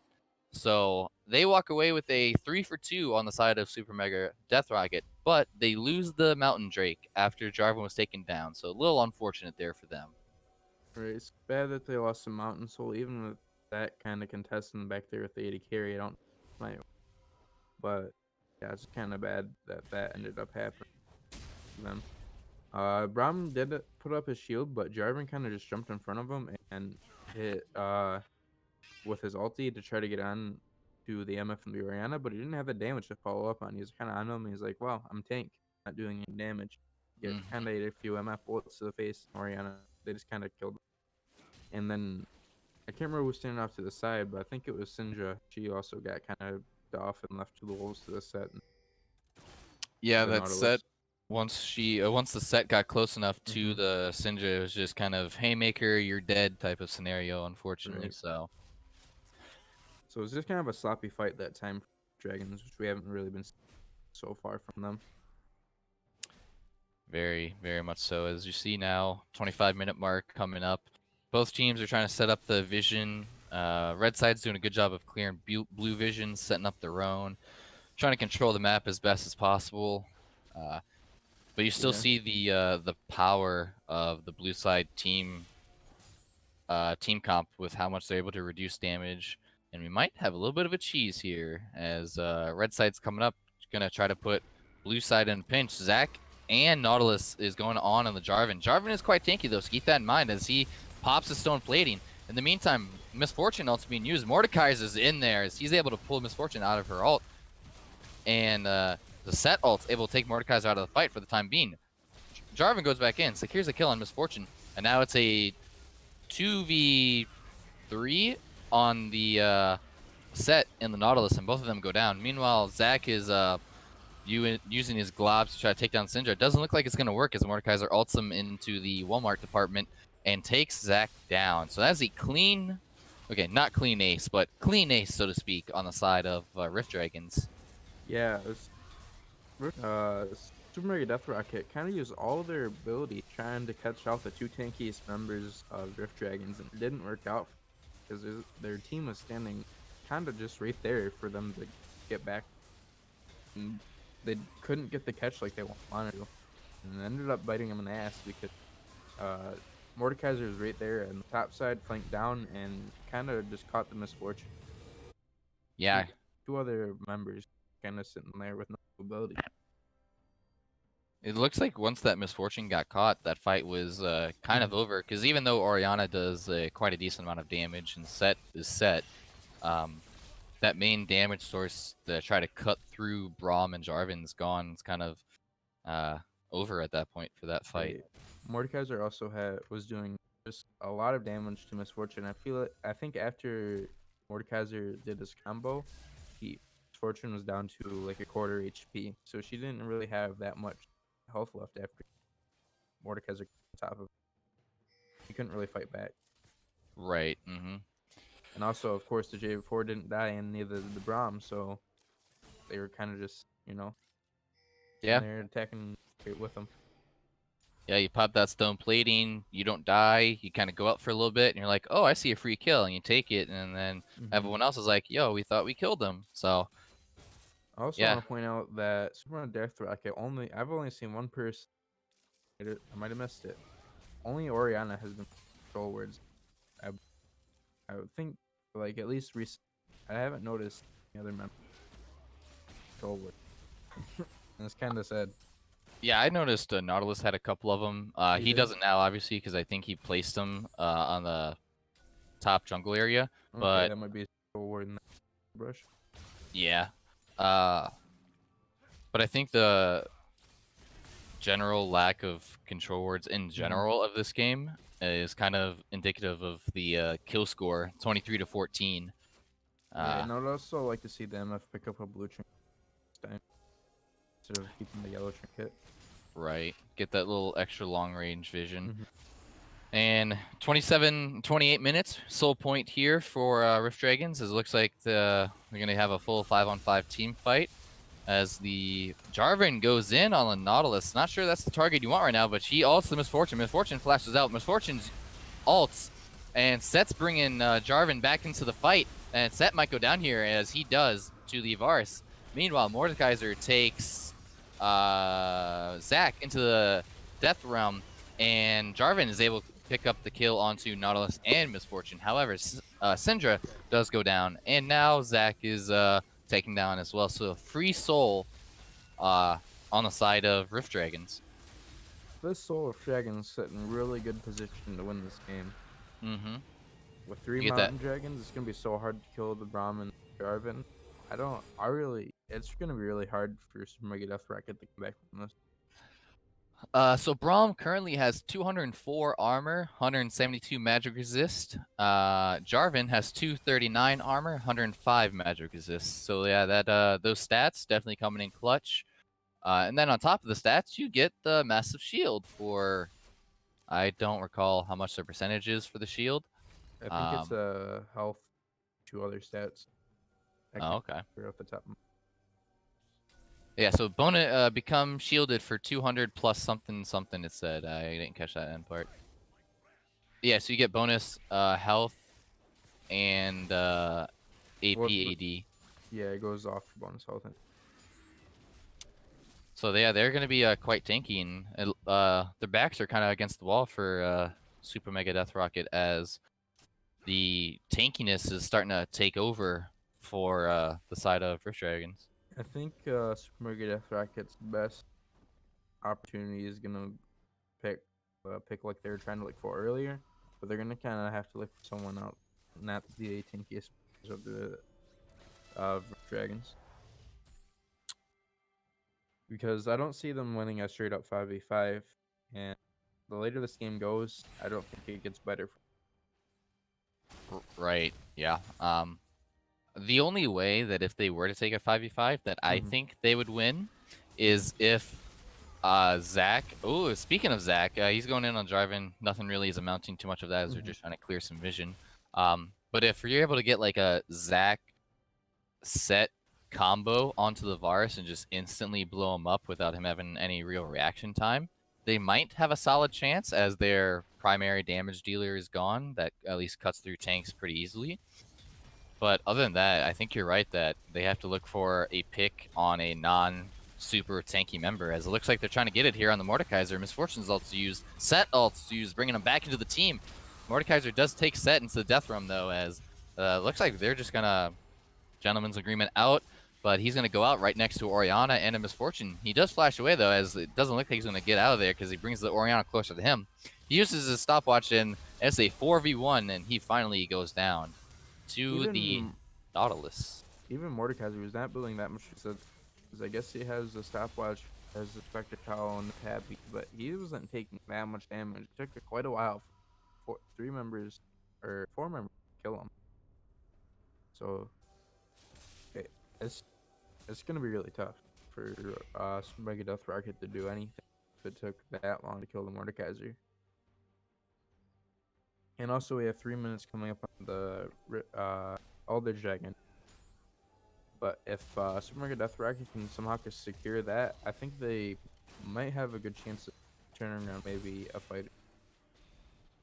Yeah, if you're able to get a steal on a Baron and or Elder, or if you're able to straight up secure it, that would definitely help postpone the game into maybe a winning situation for Super Mega. But it looks like I'm not sure what both sides are doing, because Mordekaiser's in the bot lane, and if you're trying to do a Baron fight, even though you have Mordekaiser has teleport. TP. Oh, true. Yeah, I see it now. He does have TP. Okay, good call. I'm stupid. It's alright. Uh, That's why you're play-by-play, right? hell yeah, brother. No, Mordekaiser's just going down there to try to draw pressure. If they see a 2 down there, Rift Dragon should start the Dragon or Baron immediately. Take any fight that they see coming, because they know they have numbers. Yeah, especially with Varus being, or at least he was down there. The Varus Baron's is taken. kind of going to get red. Yeah. Once he gets red buff, I assume he's going to be coming back out there. Set's trying to get a pick on a Syndra here. Sterix is pop, but Syndra does way too much damage to the Set. His Set goes down very quickly. I like the idea, but not the execution. He needed a couple more members to do that catch. I Or agree. maybe he should have altered earlier back into his own team. It looked like there wasn't a good communication on the SRC Mega Death Rocket. They needed to be a little bit more clear on what they were trying to do. Now this gonna kind of have to concede this Baron too, because they have Oriana bot lane answering the Mordekaiser and no set. You see a couple pings saying that Misfortune's alt ready and stuff like that. Zach might try to go for a steal. Let's see. He flashes in, does not get the steal. Misfortune alt's being blocked by the Braum. However, the Syndra is able to take 1-for-1 there as Zach's using his ult. He goes down into his passive. Braum is able, or not Braum, Jarvan's able to pick up the kill into Misfortune. Oriana goes down as well. And that is a 4-for-1 on the side of Rift Dragons, as it looks like this might be the game here, as Mordekaiser's taking bot side inhibitor turret, 1v1 in the set, winning, and, you know, doing Mordekaiser things. Hashtag broken champion. Oriana And there it goes. actually made a big misplay there. She might have been able to kill both the virus and the, but she ulted herself. I think she thought it was going to go on someone, and it ended up dying, and just made a little bit of an oopsie. Yeah. And upon spawn, Nautilus goes down to the Varus, and Varus has a pretty impressive scoreline in my eyes, as a 6-5-15 at 34 minutes. But yep, 34-56, and Rift Dragons is able to pick up the victory. Except for that early game, I think that was quite clean on their side.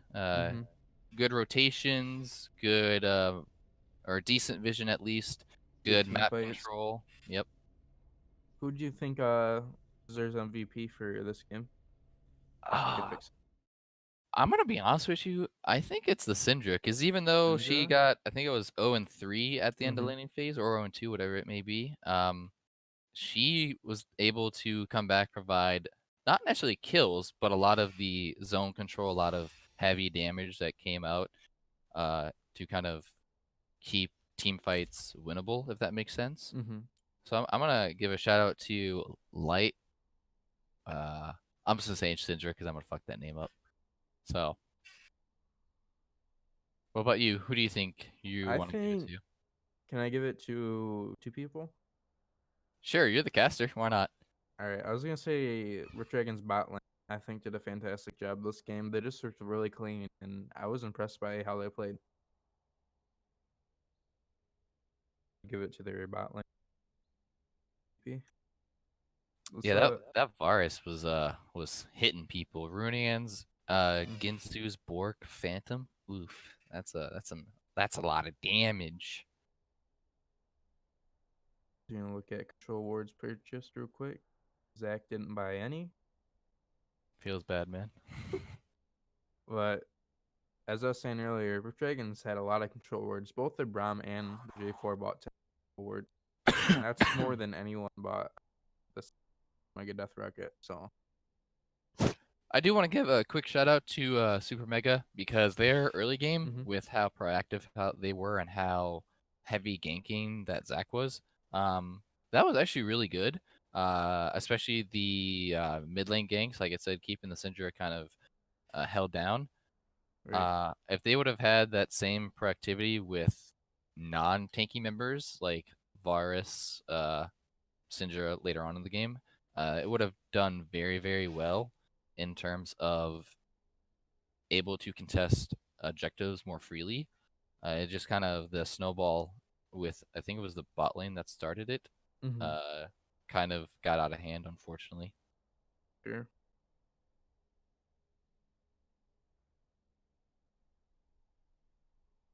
But yeah, so I think that's going to be it from us for right now. For those of you that are still watching, stay tuned. We are going to have one more game tonight, which is going to be Pawn Sacrifice Black versus Midnight, I believe, if I'm correct. If someone wants to let me know about that.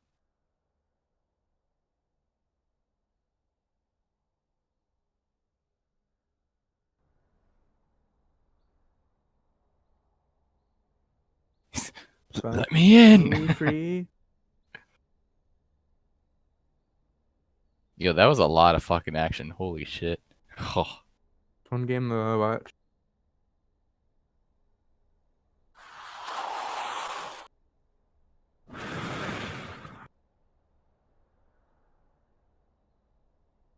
Yo, that's they should have definitely went like in a adaptive helm against Mordekaiser for the set. Shh, you guys are still live.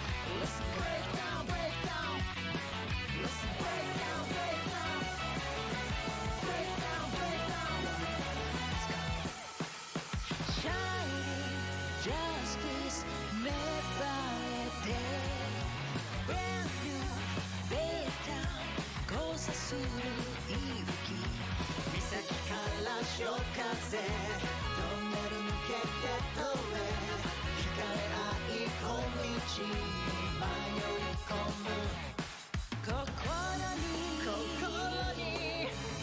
け込む影照らす黄金のスピリッツそれは守り抜く光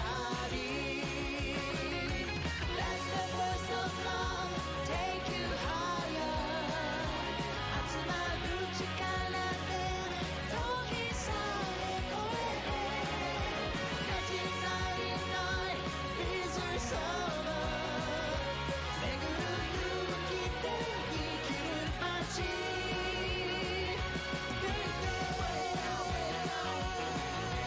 Break down, break down, break down, break down, break down, break down.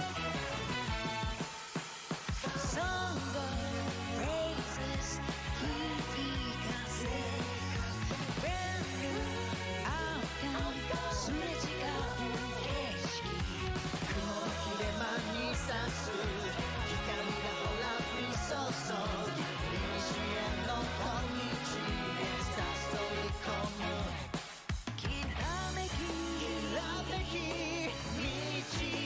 く街たぎる黄金のスピリッツそれは果てしない絆 Let the joy of love give you an answer 別れの時さえ砕ける意志を1999 Reasons of love 自分乗り越え掴み取れ未来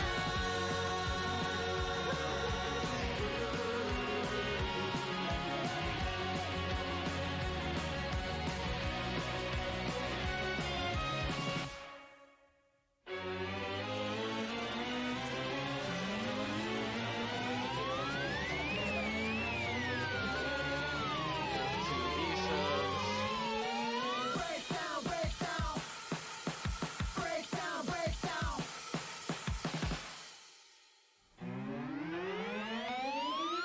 Let the voice of love take you higher. 集まる力で時さえ超えて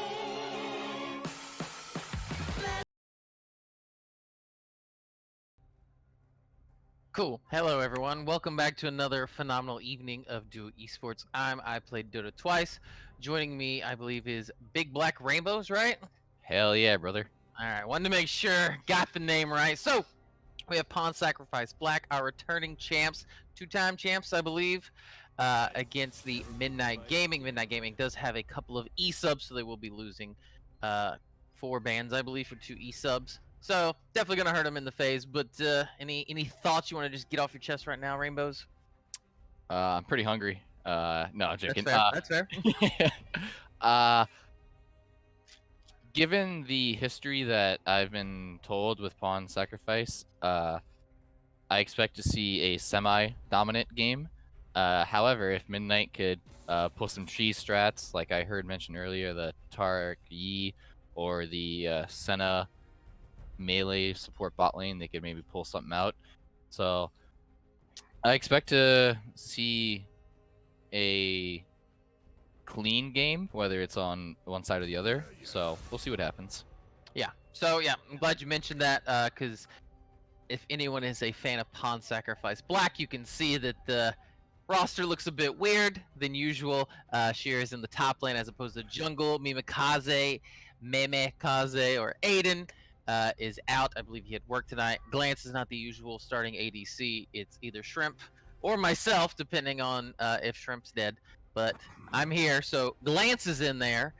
Glance usually a mid laner, but he does dabble in the ADC, so that's definitely going to throw him off a little bit. But yeah, I think generally speaking, the Totemax is probably the best mid laner I believe that the GPS has ever seen in Duo Esports. Mari, top tier support. Sheer Will was a top laner, then went to jungle, dabbling back in the top lane. So 3 out of 5 positions are more than solid. Yeah, and so we see in the pick ban because of the subs/e-subs that Midnight Gaming is using, they're gonna lose. I believe you said 4 bans. Um, Yes. on the other side, you see Set being banned away. We saw him last game. He didn't have quite as big of an impact as he normally does in games, which is kind of unfortunate as he's still considered a maybe not overpowered champion, but definitely a strong pick in the top and jungle. You see Gragas being banned away and Lee Sin, so definitely targeting that jungle pool of the Recluse. Yeah. Can't really say. Hate the idea. I know Midnight Gaming a little bit struggling. I believe they lost to Fight Club. That's been the if anyone was here last season, the whole Fight Club memes. So they definitely struggled last week. We'll see if they can turn around. Nautilus first pick. That's probably an Amari champ unless they're gonna do some crazy flex there. The Poppy, again, probably top lane. So have an early or top versus support being picked right now. I don't know. I don't really see too much Poppy. What do you think about the whole Poppy deal? I'm not spun up on the whole top lane meta because let's be honest, it sucks. Yeah, so as an AD carry main, I could tell you how much I hate Poppy. That's fair.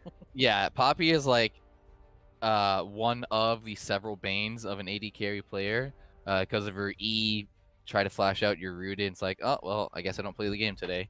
I like the pick in general, especially in team comps or team or settings like this where you generally 5v5 team fight in any engage, i.e. the Nautilus hook, the Nautilus alt is definitely a good way to stop engage, and then you have the Syndra alongside the Poppy, good disengage, good CC in general. So the picks on Midnight are looking really solid so far. Yeah, definitely. Like you said, the disengage from Syndra or engage with that long range stun and her burst, and then Poppy can easily turn a bad fight into a great fight. It doesn't matter if you're down 5k gold. If Poppy ults 2 of them out, well, there goes a ton of their gold lead, and now you can probably clean up that 5v3 fight pretty easily. See the Mordekaiser. Again, I'm going to go out on a limb and say top lane Ezreal for Glance in the bot lane. And then a Karthus. Okay, I don't believe we've seen a Karthus jungle this season at all. So Yo, that's... it's a Karthus ADC. I'm gonna call it right now. Are you really? Yeah. You have some insider knowledge, or are you just throwing it out there? I know Ohio Stud used to play mid a lot. Maybe not a lot, but I know he used to play mid. And granted, he's playing ADC. I don't know if he plays Karthus, if at all. But I'm gonna go out on a limb and say it's Karthus ADC or APC in that case. All right. Well, looking at his OP.GG, he does have a lot of AD games this season. But yeah, he could maybe trying to, or it could be a flex always. Maybe he goes bot, maybe goes jungle. They're just gonna kind of wait and see the matchup. So nothing too wild there. We do see a Morgana ban. Definitely, again, like you said, great disengage. Morgana is another one who's got pretty good disengage there with her spell shield to stop Omari from hitting the hooks. His ultimate, I know he isn't a big fan of the champion at all either, personally. So, oh, and then the Zed ban. Okay, I know Totemax is not a big fan of playing against Zed, so that's lucky for him. But I don't think he's a Zed player. I might be wrong. I'm not gonna say that I know that one. So, is he? Okay. I guess I learn something new every day. Yo, Senna, please pick it. Yo, please pick the Senna.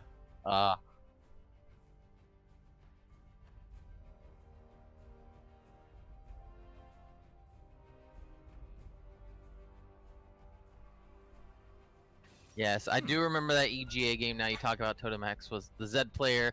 I believe EGA lost that game, not because of the 30 and like 5 Zed. So yeah, you can infer from that what you'd like. So, but we do see the Senna, maybe fasting Senna. I know that's the hot new thing right now until probably the next round of nerfs come out and get rid of that because Riot hates anything that's new. Anything that's new or anything that actually works semi-decently, so. Anything not planned. Yeah, exactly. It's like players inventing a way to play the game differently than designers? Absolutely not. Get it out of here. Exactly.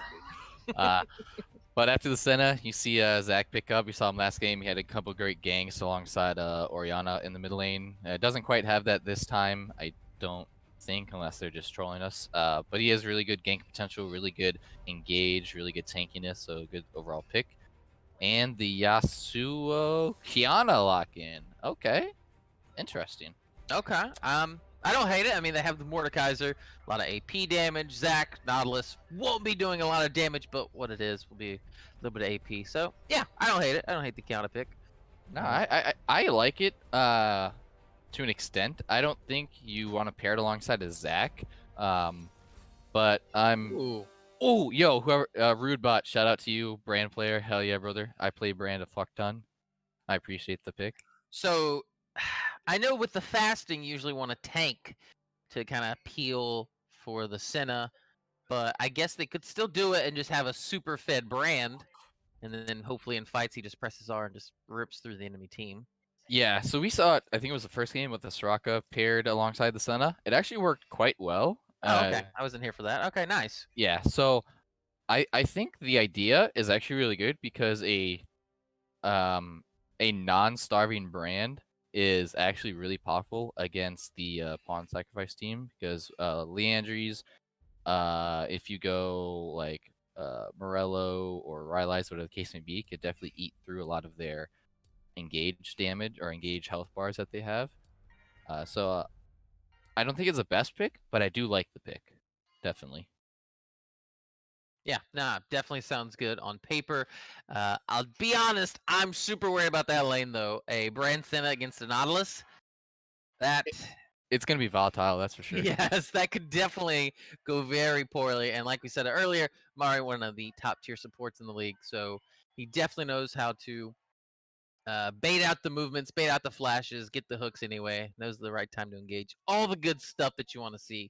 So it definitely could be a super fed Ezreal Nautilus coming out of lane, and then well, doesn't matter how much the brand got if he's 0-7.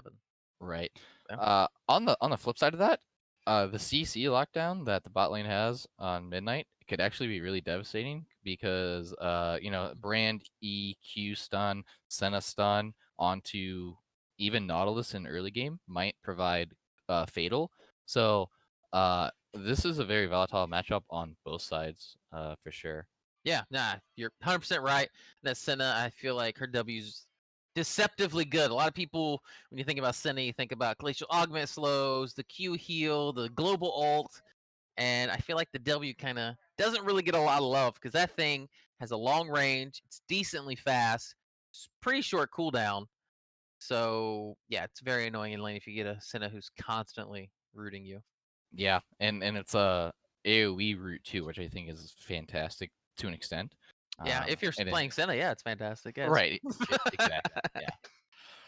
Yeah. So the team comps, they're set. It is a Karthus jungle. I was wrong. Throw me a bone, whatever you want. What do you think? Oh man, I do not a huge fan of the Karthus pick, really. I just feel like I know TK again can definitely knows how to collapse. Same thing with Sheer. They're huge collapsers. Momo, I don't really know, be honest with you. But if Karthus tries to gank or if he gets behind, I feel like invading his jungle is definitely the way to go. And yeah, Prio should definitely be on Totemax or Sheer Will, and they can easily shut him down pretty quickly. Now, once he gets late game, he's got those Dark Harvest procs, then yeah, pretty gross. But I feel like that fell out of favor, the Karthus, right? For all the It nerfs and changes and such. Yeah, it fell out because of the EXP changes. I believe is what kind of semi killed him. Because obviously with Karthus, you farm hard till 6, you ult, get a kill, or get Dark Harvest procs, like you said. But with like Zac, Lee Sin, Gragas, Jarvan, those heavy gank champs, I think is more valuable to the team rather than just someone hard farming. Because kind of you're playing 4 lanes. It's like a 4v5 basically is the way I view it. So. Yeah. All right, what are you thinking? Who's the better late game team comp? Uh, uh, I think I'm gonna give the slight edge to Midnight for the reason of Poppy. So you're gonna have late game scaling with Karthus, Senna, and Brand a little bit, because his late game's kind of destructive with his passive. But if Pawn Sacrifice can't get in there to take out that damage because of Poppy, that's gonna be a catastrophe, I think. Because like you're gonna have brand damage, you're gonna have Senna auto attacks, you're gonna have Karthus ult, and then just like Poppy throwing her shield up, it's like, hey, you can't get us now. So I'm gonna give it to Midnight. Yeah, no, I definitely agree with that. We see 2 Dark Harvest. Karthus definitely standard brand. I'm not really sure what brand goes. I know some brand sports been went the Airy for a while, and then brand support went away, and now no one plays brand. But I think Dark Harvest is, I guess, the right choice. I feel like it's probably the better choice anyway. So we'll definitely see how it goes. Ooh, prediction real quick. Any level 1 invades? Thoughts? I'd hope to see level 1 evade on side of Pawn. Obviously, Nautilus Q, pretty heavy, good engage tool with level 1. Will they do it? I don't think they will, though. I think Pawn will at level 1 invade. They're usually pretty big fans of the level 1 invade. So there's the ping from blue side. They're running together. So I'm assuming that red team is also pinging, but Poppy running top lane. So either didn't get the Interesting. memo. Okay, nope. They're gonna do the old line of scrimmage here. So a topside invade. I don't think, if my memory serves me right, that I've seen a topside invade Oh, like so they- going yep. through lane. So they should hug this wall. They'll enter this tri-bush. Poppy's unaware. Now if she And gets it's hit with the hook, a kill? probably Question dead. mark? At least a flash. Yep, there it is. Okay. Flash, the ignite being used on Nautilus. Other than that, I'd call that a success. A success for sure. Yes. Did Yeah, you see the 100%. ward on the blue buff? So they're gonna know if Zach does take that, and if Karthus is a decent jungler, should set up for vertical jungling, even though Karthus doesn't really like that, because going through river, exposing yourself is not what you like to do as Karthus.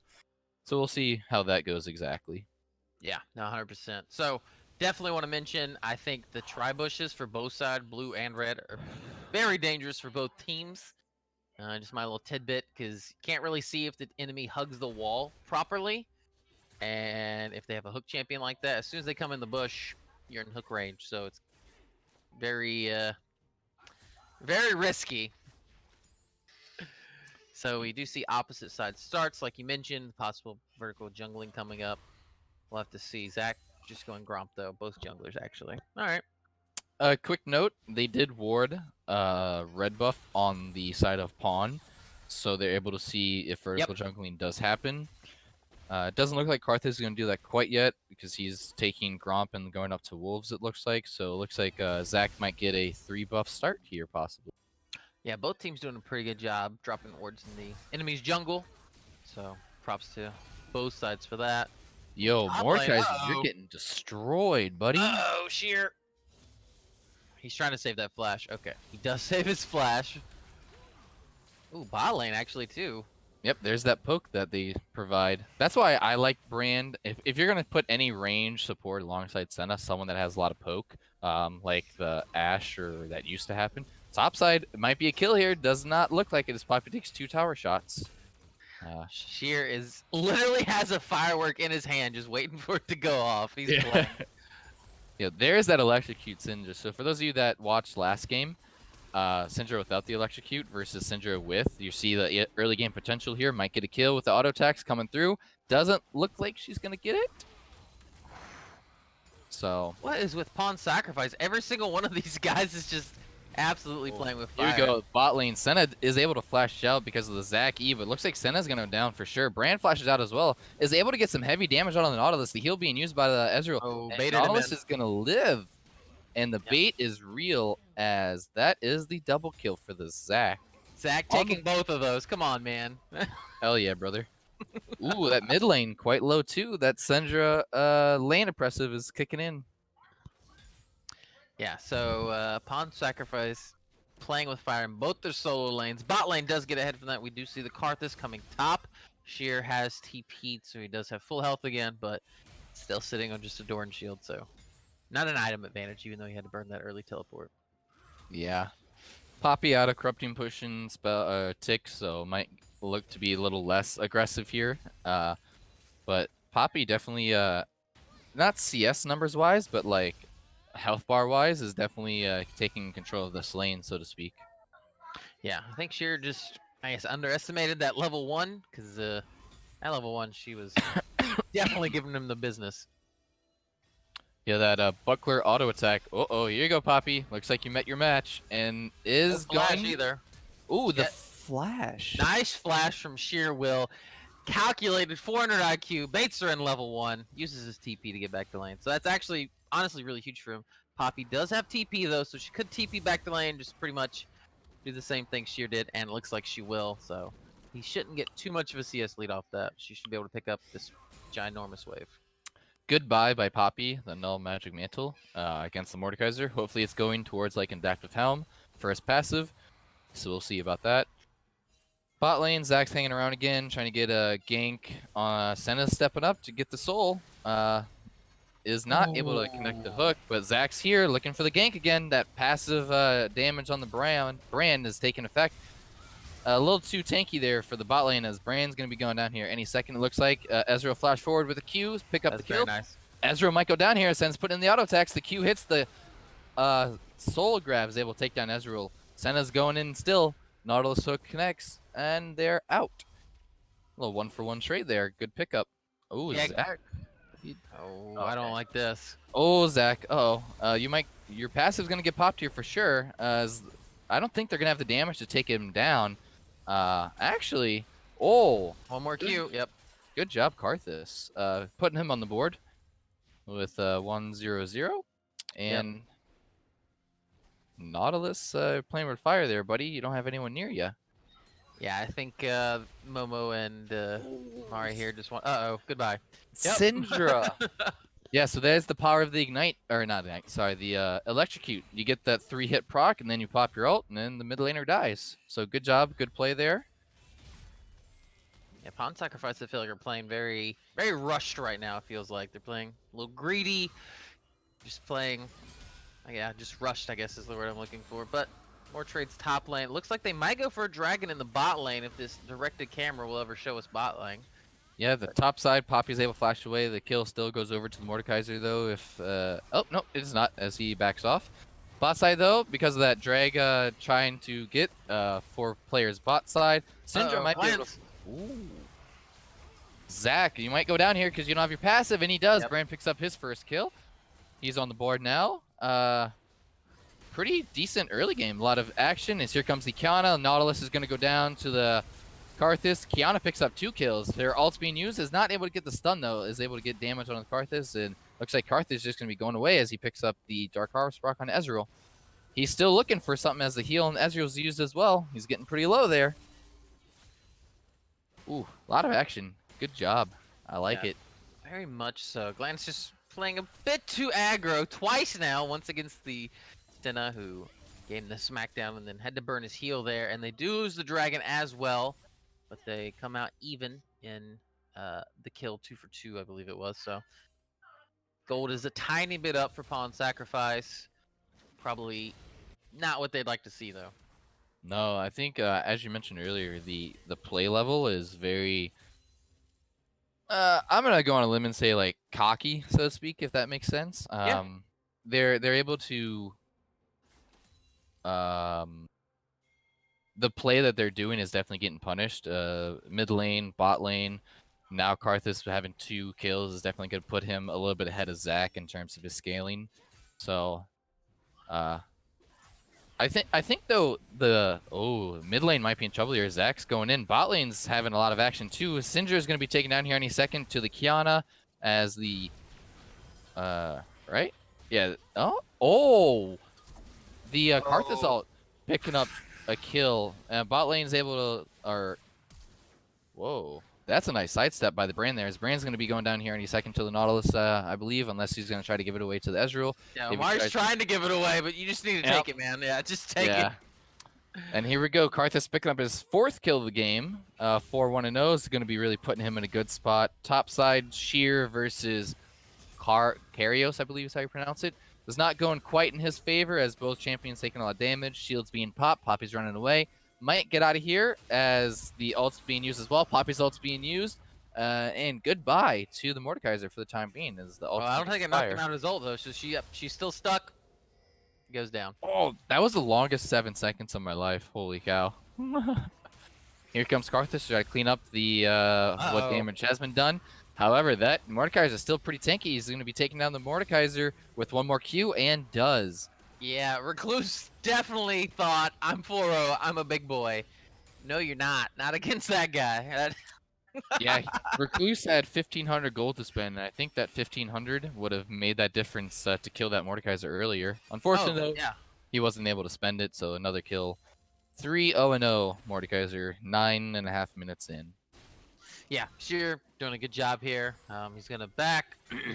He does finish his, I believe, haunting guys. Yep, he's got his haunting guys.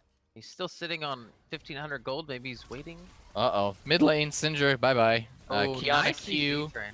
or Kiana QE, I think his combo is, into Nautilus Ult, into Zach Knockup. You're unfortunately dead.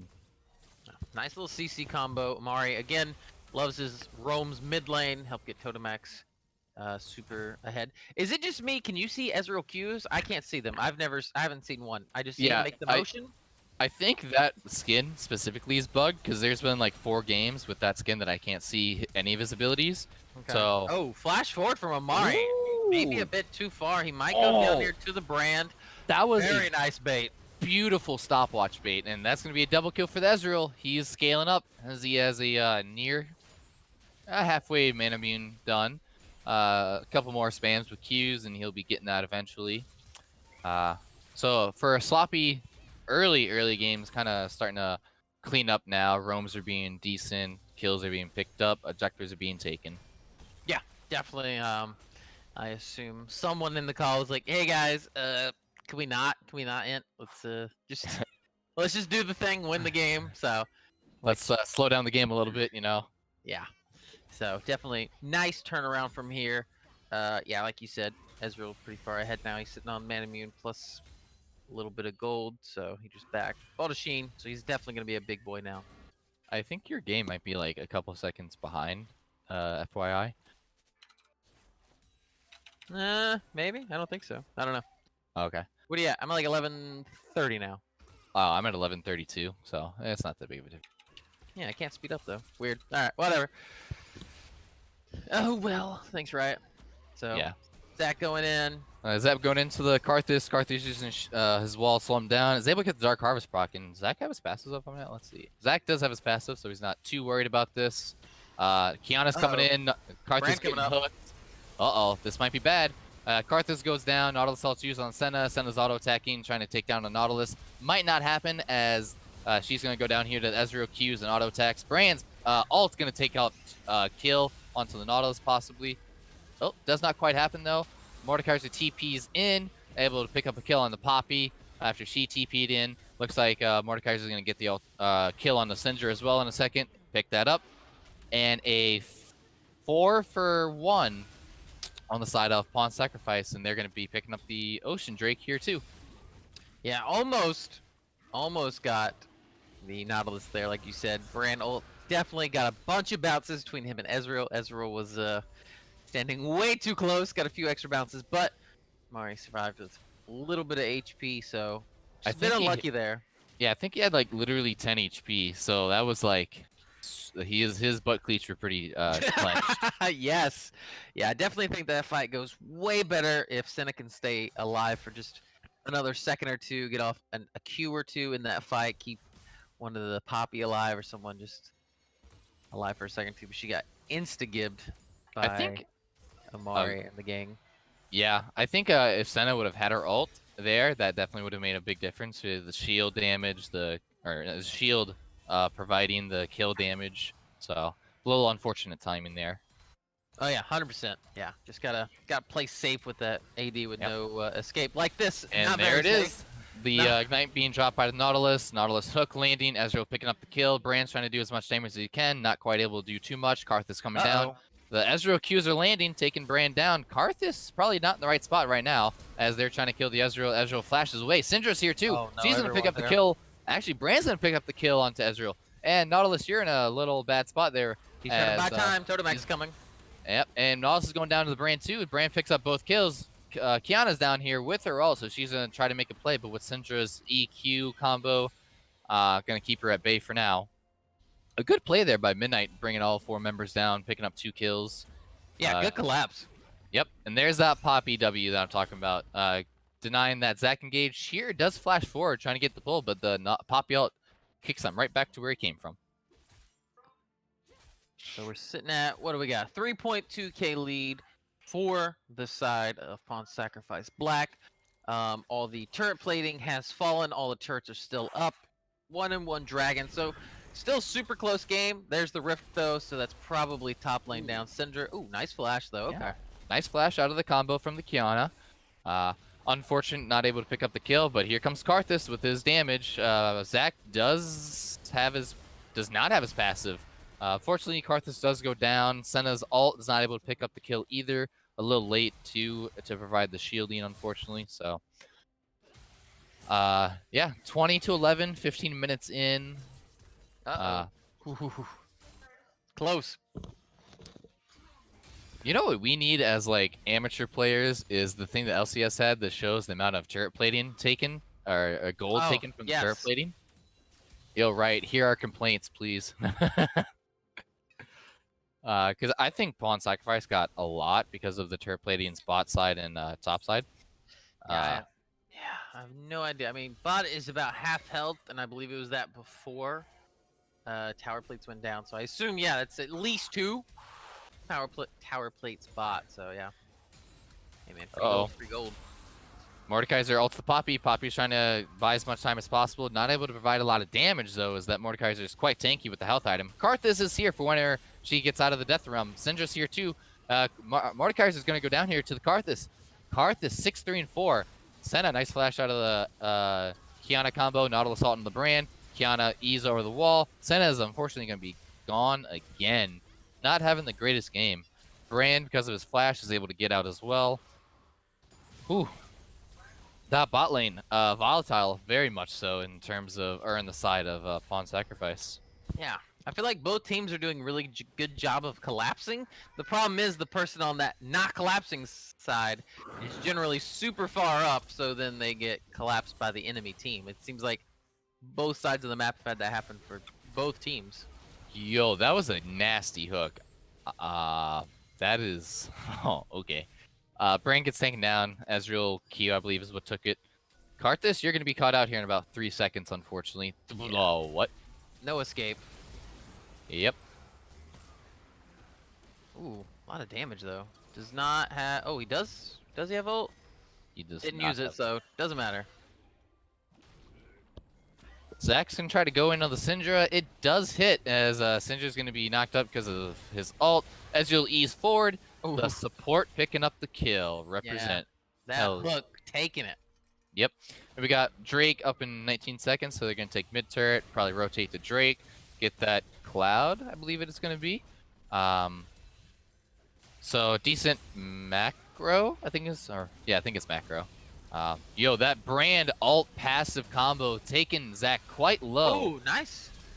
He does have his passive, so he's out of there. Poppy gets blown up by the Kiana team damage combo. Glance with the E4 doing tons of damage too. Yep. Uh-oh. Ezreal ult can't see. Alright, fix your game, please.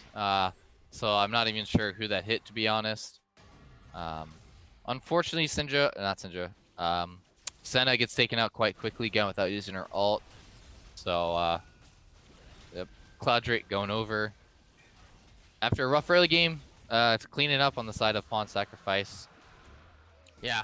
Yeah, Ohio not looking super comfortable in the Senna, I'll be honest. He's looking a little, like he's been playing a little too aggro for someone who's supposed to be standing super far back because he has no escape. So I think maybe an escape champion would have been great here. I'm not sure what the Senna build typically is. I know a lot of them go the Umbral Glaive, usually first. However, Ohio decided to err on the side of Manamune first. Not quite sure how good and or bad it is because I don't play Senna myself. Oops! Oh my God! What is that damage, Kiana? Wow. Oh, the BM Ignite walk away. That is. I don't even have words for that. Like EQ, what Q combo, whatever that is. Yeah, I mean he is sitting at 2.5 items, so Yeah, 2.5 items, 10 and 3. What's his total gold? He has 8,000 gold, which is 400 gold apart from Midnight's highest gold earner. So not that far ahead, but still. 20 minutes in, 2 items, about to get a third here. shortly. He's doing quite well for himself. Yeah, definitely. I mean, what is he sitting at AD wise? Sitting at 272 AD. A lot of lethality. That's a big damage dealer, big number. Yeah, that's a lot of damage. Yes, 100%. And it's definitely going to be very annoying for the Senna and Brand to try to stay away. Even Karthus, stay away from that super big burst damage. But we'll have to see once the team fights hit, because, I mean, Karthus dying isn't the worst thing in the world if he can get a little bit of damage beforehand, then die, use his E, and then ultimate. So, but, yeah, right now they're a bit behind. Karthus is at 270 AP, I'm going to call it, with 13 Dark Harvest procs, so he's doing pretty well himself. Was able to put out a lot of damage, especially with his double needless going towards that death cap. Syndra, if you push up, you might get caught out here, so be careful with that, as blue side's definitely in red side jungle, clearing down wards. Kiana looking for a dive, gets blown up by the Karthus Q. So a little over aggressive there. Syndra's putting down a lot of damage. The EQ combo from Ezreal putting a lot of damage to the Syndra as well. So a little over aggressive there, but he pays the price for it. Yeah, Totemax trying to go for the big play, try to get a kill. I don't like that play at all, because I don't think he escapes even if he gets a kill there. Even if he goes in and gets the explode burst onto the Karthus, I still think he dies. And at this point in the game, trading yourself for the Karthus, I'm not sure if that's worth. Yeah, because Karthus, like you said earlier, with his death passive, can still put out a lot of damage, can still get a couple procs off. Could even possibly win the team fight first team if it goes in their favor. So maybe not the brightest idea here. Yeah, not a huge fan of that. So we're gonna see them probably take this red buff. Game's kind of stalled out here, as both teams are kind of just can't really start Baron because they're all alive. And that go in here. That hook by the Nautilus might have cost him. He definitely did cost him his flash, but not quite his life. He's quite tanky, as Ezreal's able to pick up a kill on the Syndra. Mordekaiser's TP's in, is going to be taking out the Senna here shortly if he throws one more Q. He does not, so Senna lives. However, the Brand passive was popped on the Kiana. A little damage came out from them, but a 1-for-0 on the side of Pawn Sacrifice. Yeah, Amari again living with like 100 HP. Oh man. Are they gonna start the Baron? Yeah. Okay. Karthus is coming from base. He'll definitely make it in time because they don't do the Baron that fast. If he runs straight there, though. But the problem is Totemax is kind of doing a little screening right here. But yep. And it looks like it's gonna be down here in a matter of seconds. If Karthus has his ult, he could probably pick up a kill on the Nautilus, but he's gonna err on the side of not doing that right now. At 22 and a half minutes, Baron's picked up on the blue side. Yeah, good. Phenomenal shot calling from them. They knew Karthus had to back. He was low on mana, didn't really have a lot. Go ahead, let's try to burst it down. Throw Kiana out there to do a little screen action. So, all in all, should be easy peasy. I assume they'll just throw Mordekaiser top lane. The four of them will probably snag this dragon, run bot or mid, and get an inhib or two. Yeah. Pawn Sacrifice might look to fight over this Drake, as it would put them at soul point if they're able to pick it up. Zach is going a little far forward. He does still have his passive, I believe, so he's not super worried. But Midnight's backing off. Looks like they're going to see that dragon. Kiana's doing Kiana things, destroys Karthus. Nautilus ult's being used on the Senna. Senna's going to be taken out of the Ezreal Q. Kiana's still off to the side looking for the Syndra. Wow. Ooh. That was a lot of damage. I think he lives too. Wow. Very ginormous Huevos play from Glance there to pick up that kill. Eating right into the Syndra's face. Yeah, you have to have a lot of confidence as Ezreal to E forward, especially when your support's behind you. Yeah. So ballsy play, pays off, picks up the kill, and they're pushing down bot side. Able to pick up one turret so far, looking for the second. Yeah, so that's 2 air drakes for them, obviously. Good pickup. Poppy should go down here. Yep, there's the Poppy goes down to the Mordekaiser. They may still get the inhibitor here. The Brand passive's putting out a lot of damage with his ult. The Karthus picking up the kill. Okay. Senna, don't walk up because you got a Kiana off to the side. Be careful. And the Yeah. Nautilus hook lands, and that is a dead Oh. Syndra already. Karthus is flashing out of Kiana's E combo. Zach might go down here with the Karthus ult. He does not, but Ezreal does, as Senna's picking up her third kill of the game onto the Kiana. A little bit of an overstay there on Pawn Sacrifice. Definitely that was we're super far ahead. We can do whatever we want. Yeah. No. A little unfortunate there. Yeah, but I mean, solid pickup. They did get the Baron, the Dragon, a couple towers, a bunch of kills. So they just continue to extend this gold lead, sitting at 12K-ish, we'll call it. So, pretty close to insurmountable. Yeah. The only player that's kind of keeping this game semi-close is the Karthus. The Brand's doing a really good job too with his damage, passive, procs, and whatnot. But it looks like at this point, 25.5 minutes in, 12K gold lead.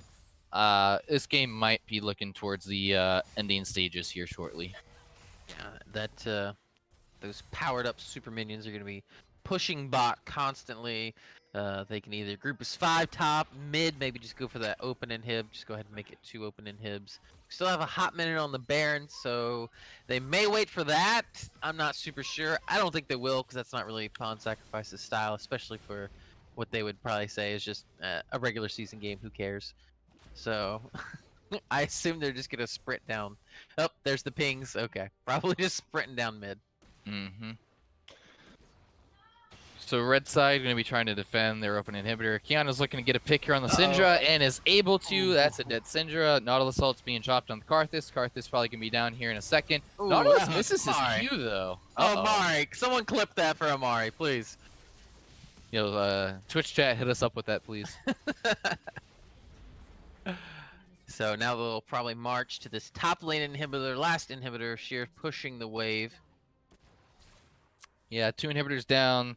You got supers already in the Nexus turrets. This is probably going to be a free turret, if not a free inhibitor as well. They're going to try to fight for it. Brand being passive being procced on the Zac.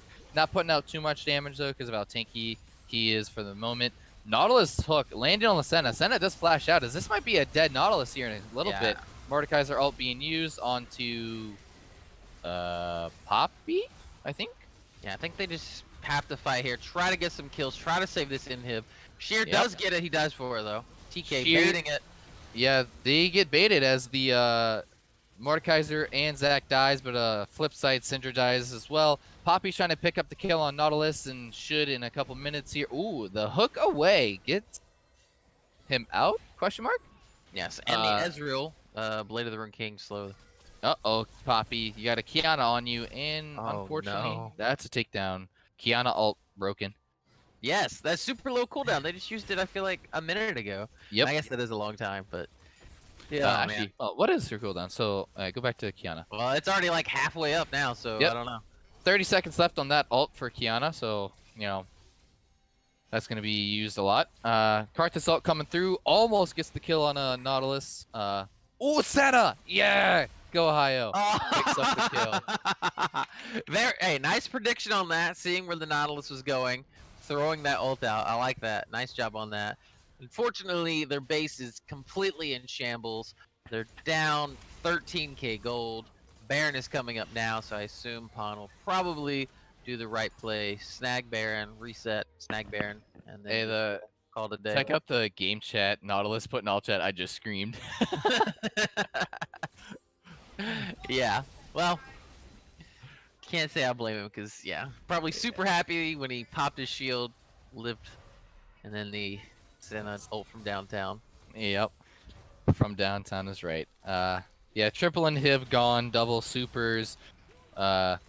Game's looking kind of hard to come back to as they're going to be taking the Baron, and I assume after that getting the Cloud Drake Soul, and then one final push should do it for sure. Yeah, this will be. Yeah, I don't even think they could stop Baroned up super minions from ending, honestly. Much less Baroned up super minions with 5 champions behind them. Yeah.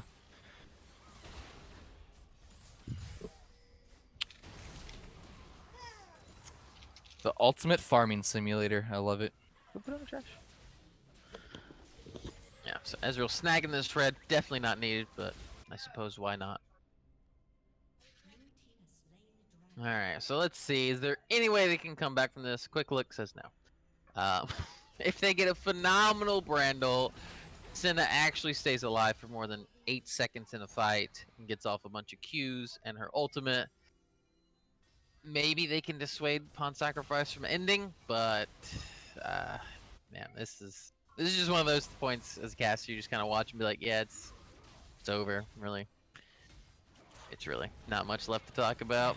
Yeah, the Ezreal Kiana scoreline 29, 8, and 25. That's pretty impressive. Very. Final team fight. Nautilus goes in, gets stunned a lot. Brand and Senna combined is able to take him down. However, the Brand goes down to the Zac. Mordecai is able to pick up the kill on a Karthus. Or not, yeah, on Karthus. Karthus is able to pick up the kill on a Zac. Ezreal picks up Senna. And that is going to be the game, as the Mordecai is going to be the last one to hit the next. Oh, nope, BM. All right, hell yeah. Yeah, glance with that phenomenal TSM bully diving the fountain for the kill. Love it. 10 out of 10 for that.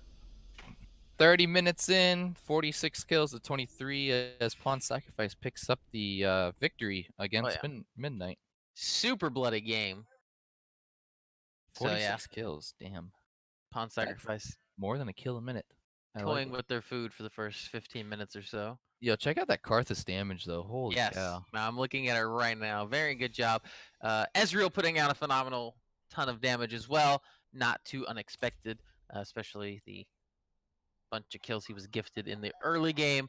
Definitely makes sense that he'd be putting out a lot of damage from all that extra gold he was given. And then Totemax coming in third overall for damage in the game. Again, not too unsurprising as far as the Kiana got ahead in the mid game and then just kind of kept extending that lead, kept one-shotting champions.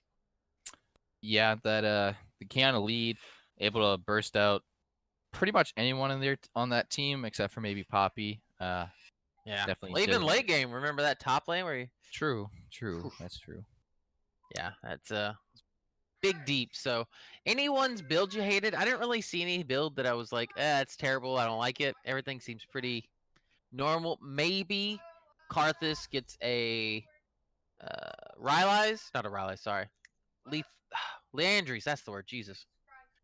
So I was thinking maybe a Leandries instead of one of those items, just because Zac, Mordekaiser, and Nautilus. That's what I was kind of thinking. But besides that, yeah, everything seems pretty standard stuff. Just good play overall. We gotta check the vision. That's what we always do here. See if anyone was a bad boy and didn't buy a control ward. Looks like everyone did. Everyone bought at least 2. All right, very nice. So yeah, solid win from Pawn Sacrifice. I believe they're still undefeated this season. Midnight Gaming, absolutely no idea how they're doing. I know they lost at least 1. But excluding that, I have no idea.